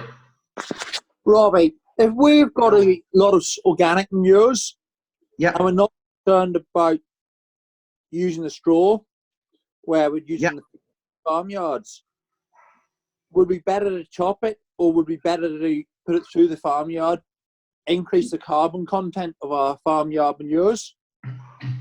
Yeah, no, if you've a replacement strategy for straw that's coming back into you, some sort of muck or slurry, and look, slurry's probably, it's pretty much watery nutrients, even good quality slurry, and it's very good and very useful, but straw has carbon in it, and that's where the straw and the farmyard manure really kicks in. So to me, if you're getting some of that back, whether it's through your own use, Ed, that's perfect. But even if you're doing a swap, maybe with straw for muck, providing, and again, that's all dependent on the cost benefit. Like, if there's no demand for straw, it's not, people that say, well, I'll chop my straw because there's no price for straw.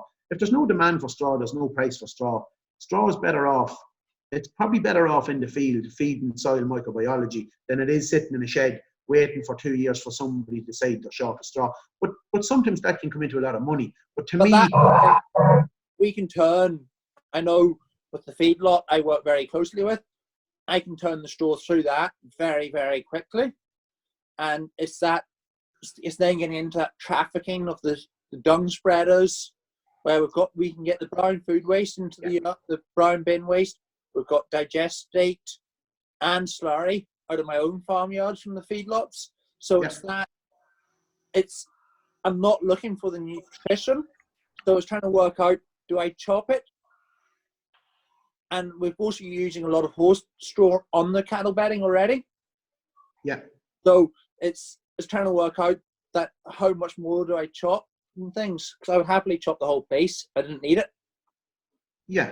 Well, like again, and potash levels, if potash levels are low on your farm, Ed, you're probably better off chopping the straw if you don't need it. But it's sort of relative. If somebody's renting land and it's expensive and they have to get a return, or try and even just cover costs in some years on that land, they probably have to sell straw just to help cover the costs. If it's your own ground and you're low in potash, you won't go around chopping straw. But equally so, I think the missing link was all these individual, we'll chop the straw.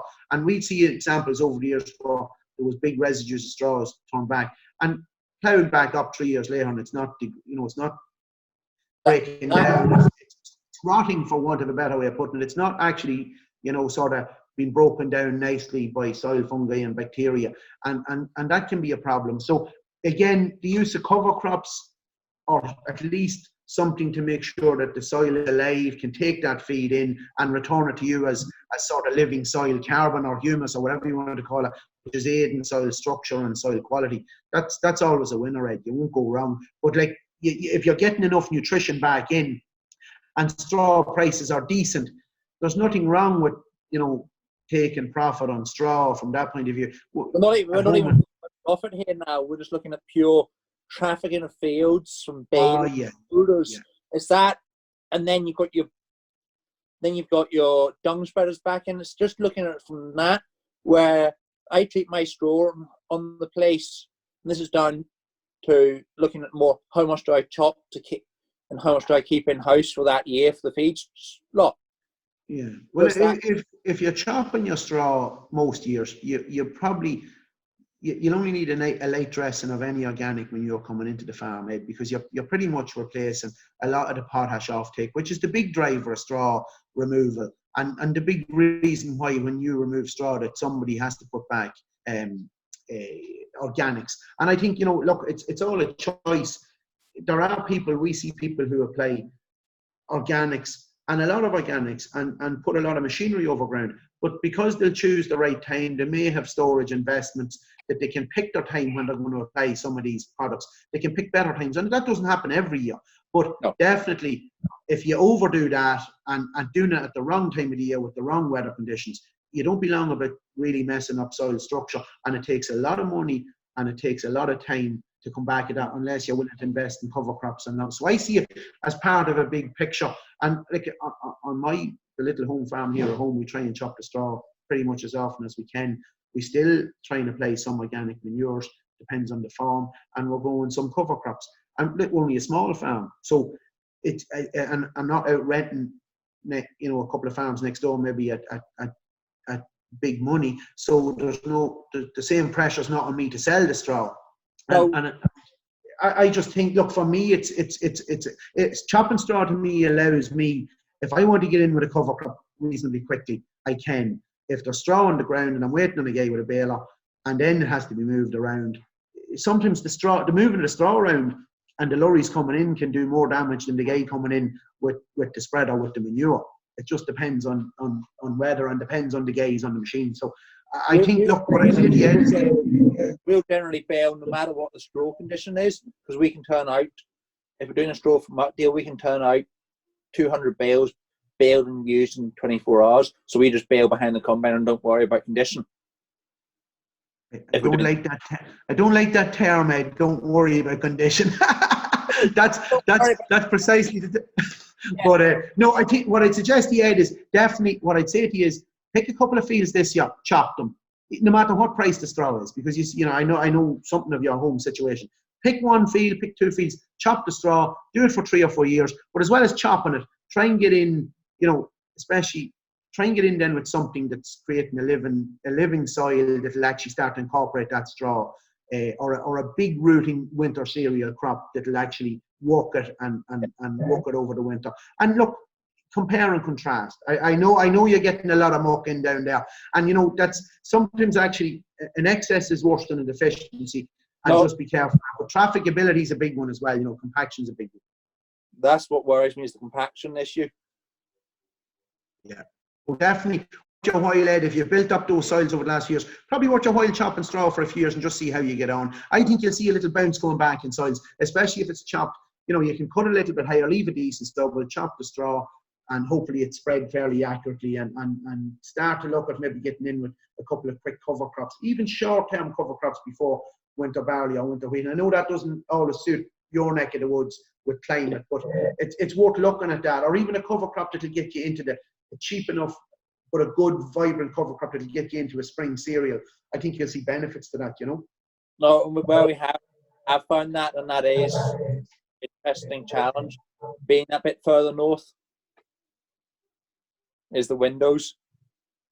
Yeah, never easy. No. Rob had one last one, or one up there. I'm just going to say there, we'll there's kind of a double question here from Rob, and that'll bring us up to 9 o'clock, which is perfect. First part, is there any specific trace element that beans specifically benefit from? And then the second part, foliar sulfur to help disease or soil applied sulfur. Just 1 second, Rob, I'll run you there. Okay, fire away, Rob. Can you hear us? Yeah, I can. Yeah, that sulfur question was just when you were speaking there, Robbie, about the reaction to septoria and sulfur. Is that using it as a foliar, or is that getting your sulfur right in your land and it having a benefit through the plant health all the way through? We're actually, I'm seeing the sulfur through the soil, through fertilizer as a visual anecdotal on farms. I've seen the sulfur as a foliar in replicated crop trials, and I think it's like everything else. We don't understand so much, and I don't know whether you were on last week, Rob. I gave a reference to that book, Don Huber's, Mineral Nutrition and Plant Disease, the whole interactions about that. Well worth a read, a great book, in my knowledge. And look, only a snapshot of what's going on around the world, and that's a lot of old research. Don has been at it for 40, 50 plus years. But what I'd say to you is, look, we're definitely seeing something from sulfate of ammonia ASN applications on cereals with higher sulfur levels in the crops, and we are finding alongside things like mixed varieties, it's taking the pressure off. It's not, you know, it's not controlling septoria. It's just making plants. Again, to me, I think it's changing the nitrogen to sulfur ratio within the plant. I think that's one of the key things it's doing. And again, you know, this area has been more widely researched at the moment. So hopefully the next 3 or 4 years we'll have a lot more help on it. One of the other things we see, worried about, you know, if you tank of septoria in the morning, we definitely see you have to, you know, you need to start looking at your copper levels in the plant, and even a foliar copper will probably help the plant deal with, you know, maybe a sudden attack. But I definitely see, for me, recommending foliar nutrition. We're not just recommending it because we think we have a deficiency of magnesium or zinc or boron. I really want to see people interacting that information with their initial and their subsequent decisions on fertilization strategies and their ag chem strategies. Because I think, you know, nature, there's a tendency to think that, well, the next range of chemicals will control this and there's pressure, and nature's a bad thing. Nature's not, well, I don't think nature's not bad. Nature can be sometimes harsh in its own way, but that's the natural law of nature. But to me, it's wrong to think that unfortunately we've been fighting it, and I think a lot of what we talk about, and I know some of the groups that some of these farmers that spoke tonight, the men and women, I know that the groups are involved in, and they're phenomenal groups, and they're really at the cutting edge of this type of information sharing and knowledge gathering. So it's commendable. But I think we're only starting, again, I say it quite often, to scratch the surface. But we've seen some fantastic things with sulfur. We've seen a lot of things with copper, amongst other nutrients. But one of the things I can say is with certainty, we've seen, now that's an unusual because you start to use more ASN or sulfate of ammonia. And the kieserite I spoke earlier about, we've definitely picked up through leaf and sap analysis higher levels of sulfur after kieserite in winter barley and winter wheat. Now, is it always enough? Does it last? The problem with these things, and I struggle with this one a little bit myself, because even if we look at this whole area, soil balancing and remineralization and all this, we're still taking something from somewhere else, out of a mine, out of a hole in the ground, and we're trying to put it in here. And like, I was only thinking of this in the last day or two. It's very difficult. How do we get to a stage where, I don't mean where we're happy with what we can produce, because we're always trying to fix. Like, I think one of the challenges eventually will be that, are we producing minerally dense food? And whether we'll ever be paid for that is a different story. But there is a difference to minerally dense and quality food. And I think that's going to be a challenge, because, you know, we can, like, you even take zinc. A lot of people are taking zinc from a relatively poorer part of the world and bringing it across to the more wealthier parts of the world to apply to soils and crops.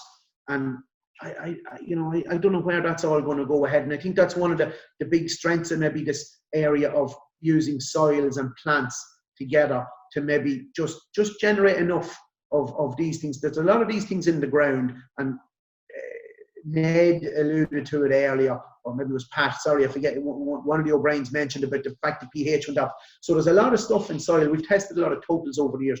There's a lot of P, there's a lot of K, there's a lot of zinc, there's a lot of manganese. So maybe through the use of plants and multi-species cover crops and multi-species swards, we'll start to get some of that.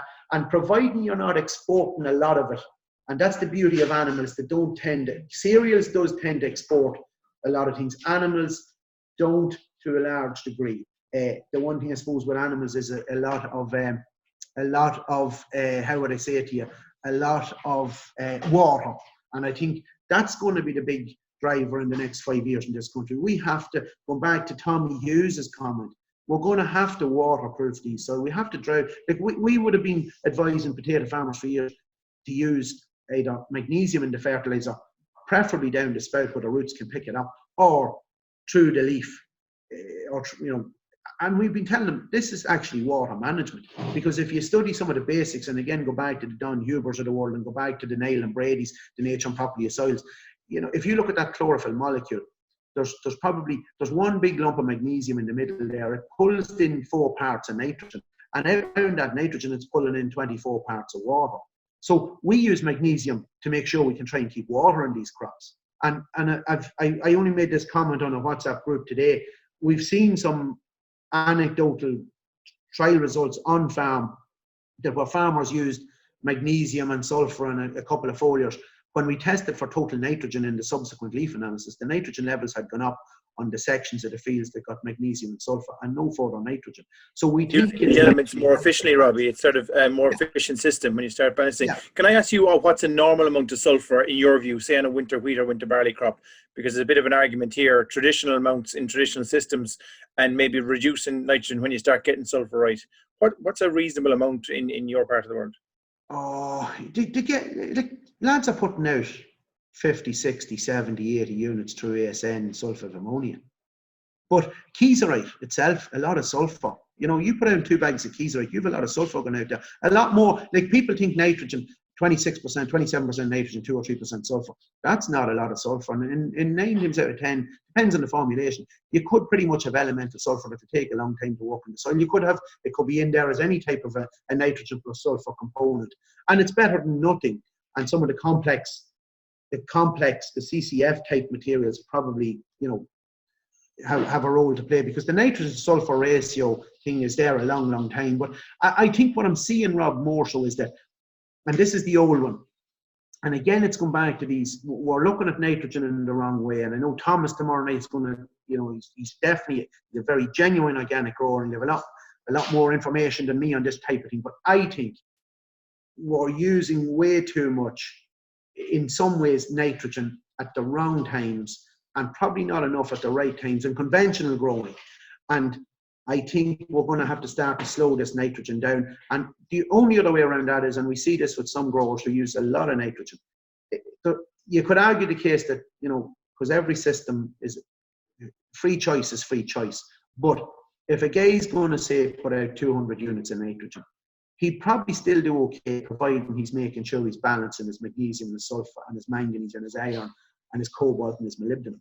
And I think that's one of the challenges we're seeing, that some of the higher intensive farms are actually trying to balance that really in, how would I say it to you, like, it's not, the more you put on that regard, and the older it was, well, it's not working, it's not working, it's not working. I see a lot of those farmers have started to work on getting their soils right.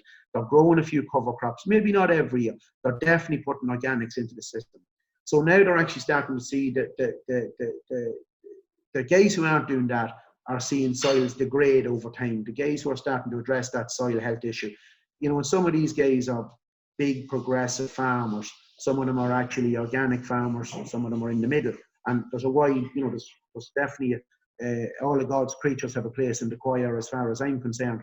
But the way we look on it is that nitrogen use efficiency can be dramatically increased by smarter fertilizers, by balancing out these micronutrients.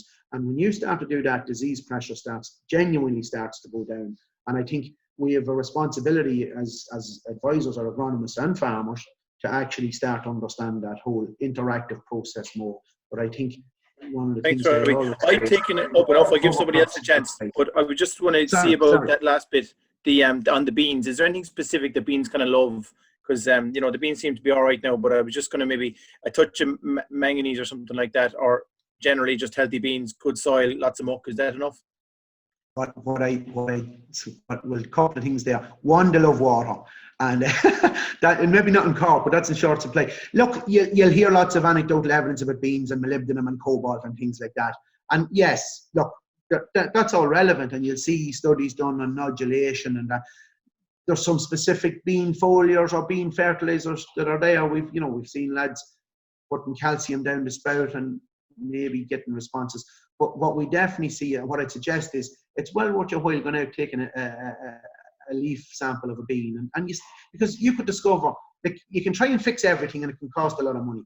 Maybe if you just, if you aim for the top two, the two biggest targets, is probably worth, again, if you can improve 80% of the production by fixing maybe a big magnesium deficiency, maybe worrying about, a zinc or a copper at that level is not so critical. Cobalt and molybdenum, we see them playing a massive role. We see amazing things happening with molybdenum. boron on helping plants come to senescence at a real early stage and a more natural stage. And we see this, this is a big area for plant health. We have plants now, you have Gaysborough and winter wheat in this country. The head is ripe and the fecking stalk, the straw is green as a leek. And that's just, that's a complete imbalance on how we're getting nitrogen into the plant and then eventually convincing that plant it's time to senesce here. And I just saw, all I can say to you is take a few leaf analysis, Rob. You'll be amazed at what you see. You probably think, you take them, you look at them and say, oh, wow, that's interesting. And you might forget about them. I've done that loads of times myself. But I guarantee you start to go back every year and you start to see little trends emerging.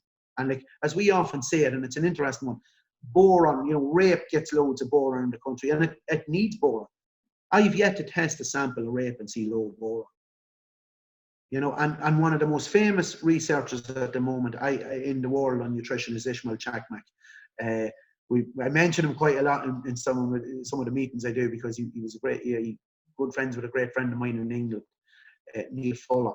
But Ishmael presented at a conference in Dublin last year, and I wasn't going to go. And when I saw he was on the card, I said, I'm definitely going. And some of his up-to-date research, and I would have shared this with Base at the time, some of his up-to-date research on boron and timing and flowering plants like beans and oilseed rape is phenomenal. It's just, it's groundbreaking. And I think that's what we've been missing for a long number of years.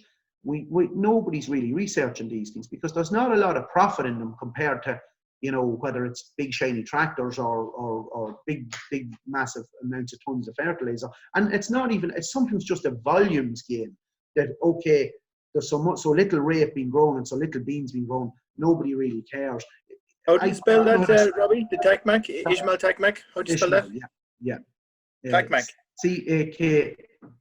C-A-K-M-A-K. Yeah, he was due to come to Ireland this year. He was due to visit us, and maybe that will still happen. So, but it's just some of his research is, it's very interesting, and I think we probably need people that are specialising in this area. But we have to remember that we have to do our bit as farmers, as agronomists, as advisors, as consumers. We have to go and meet them and say, well, look, we'll invest in this. So there's no point him standing up doing great research and telling you, actually, you need to go back on rape or beans at flowering with a drop of boron. We'll see, you see a lot of important things with flowering and pollination. We need to say, well, look, we've been doing some leaf analysis, Ishmael, and we're following this, and we see that, or we didn't find that in that block of ground, but we actually discovered that zinc was maybe a limiting factor. And again, it's like Tommy Tierney says. He says that the farmers should be guided by the research, but the research should be guided by the farmers, and that's a two-way street. Yeah. And I've said this numerous times. Farmers need to be investing their own money in research, and that doesn't happen too often. And that's nobody's. We can't criticize industry for that or agribusiness for that. That's farmers' choices. And I said it at the start. We get talked a lot about what cost is leaf analysis. If a fella's fit to drive €100,000 tractor, well then €400 on leaf analysis shouldn't. Fair point. It shouldn't be bothering them. And what I mean, like if I use this example a lot, the Dakota Lakes Research Centre in the States and Dwayne Beck, again, to me, world leaders. But a group of farmers got together, put money into setting up a research farm to try and make them more profitable. They weren't putting their hands up saying, well, what's the answer to this and who can help you and why, boom, boom, boom, because we do have to buy into that. And I think that's the honesty that we have to have in the next few years. There's a lot of people critical of whoever and whatever, but unless we start as farmers and agronomists and advisors and even consumers.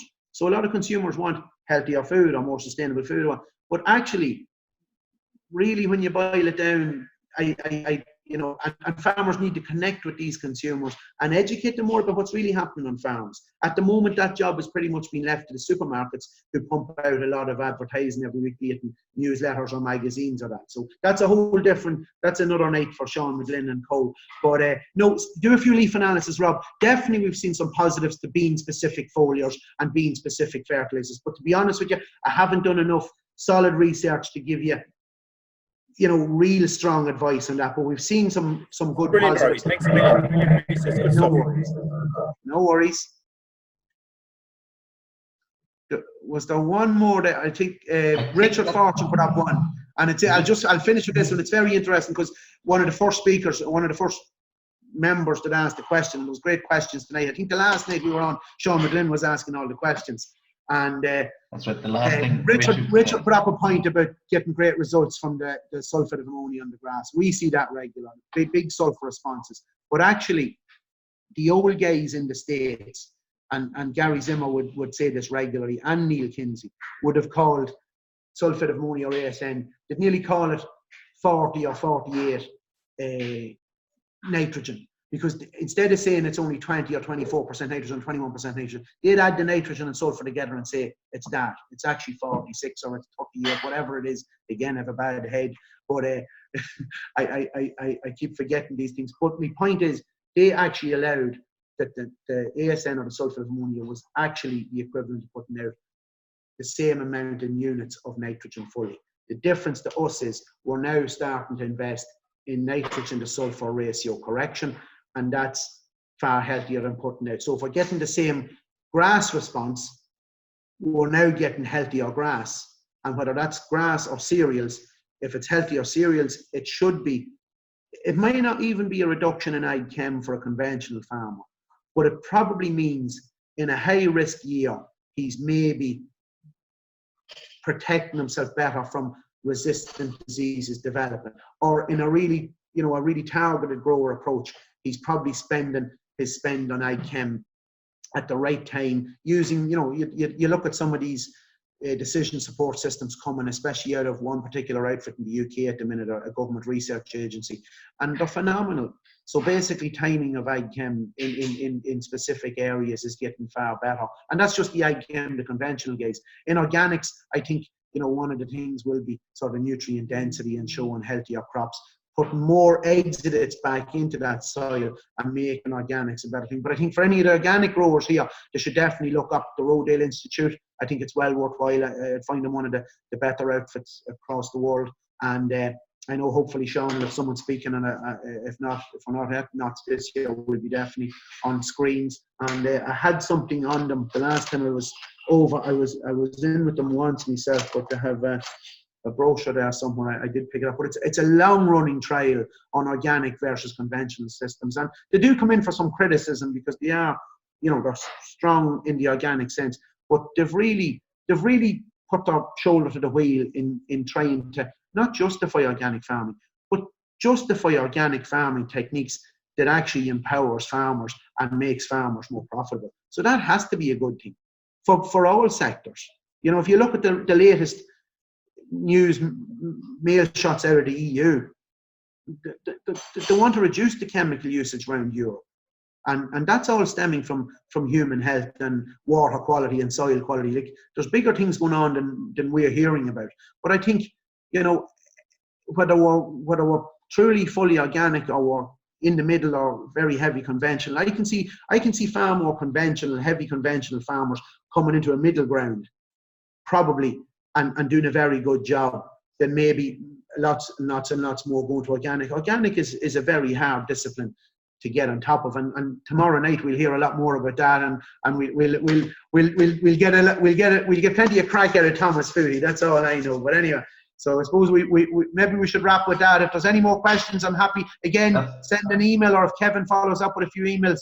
And as I said, the reference to the book I gave earlier, I think someone put up the pages, and that's quite easily got Amazon or Acres USA. I find Acres USA a great reservoir of books and videos and DVDs and information, and you have to sometimes siphon through it, but there is great background info there for sort of knowledge building, and again, as I say, look, I don't have all the answers, and I make plenty of mistakes, but I think the whole secret is if everyone keeps talking to each other and asking a few questions, and we all learn from each other, that's the secret to it. So hopefully you got something out of that tonight, and thanks to Sean and Kevin for facilitating it and organising it. Well done, boys. So, thank you. And I'm looking forward. I've signed up for tomorrow night.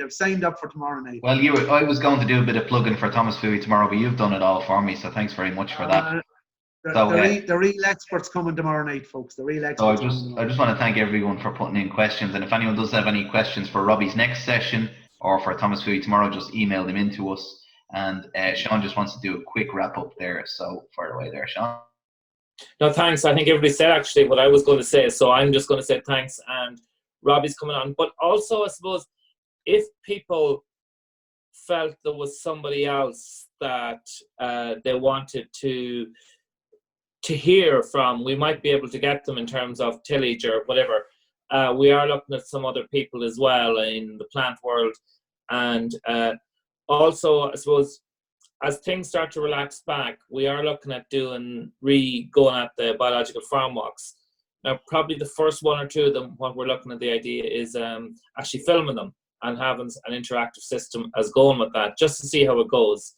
Maybe just as much about a bit of fun, but we still hope to have the series of farm walks running, and I think we 12 in track, or 11 this year. But we're going to try and film one or two of them to get started anyway. So, and like Kevin and Robbie said, more questions in for next week. Same time next week, Robbie, is it?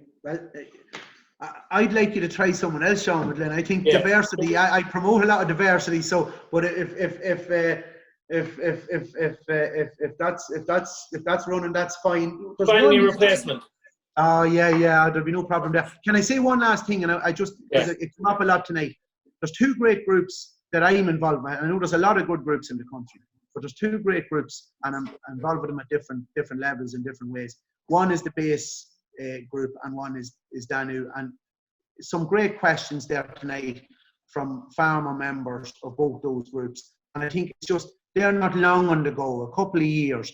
And I think when you see the power that's in this information sharing, and again, I always, I really can't get over it. And we say, the farmers themselves are the experts, and I learn a lot from farmers every day. And sometimes it's just the fact that we visit so many across the week that gives us maybe a little bit extra knowledge. No, the experts are in the field. So I'd just like to say well done to all those members in those groups, because they're doing great things to try and change, to definitely transition to a more biological farming type system in their own place, and gladly sharing that information. So I just said I'd say that. But thanks a million for having us, Sean and Kevin, and I'm looking forward to tomorrow night. Okay, guys, we'll hopefully talk to you tomorrow night. Thanks, everybody. See you then. Bye-bye. Slán agus Bannock. Bye-bye. Bye. All the best. Bye-bye.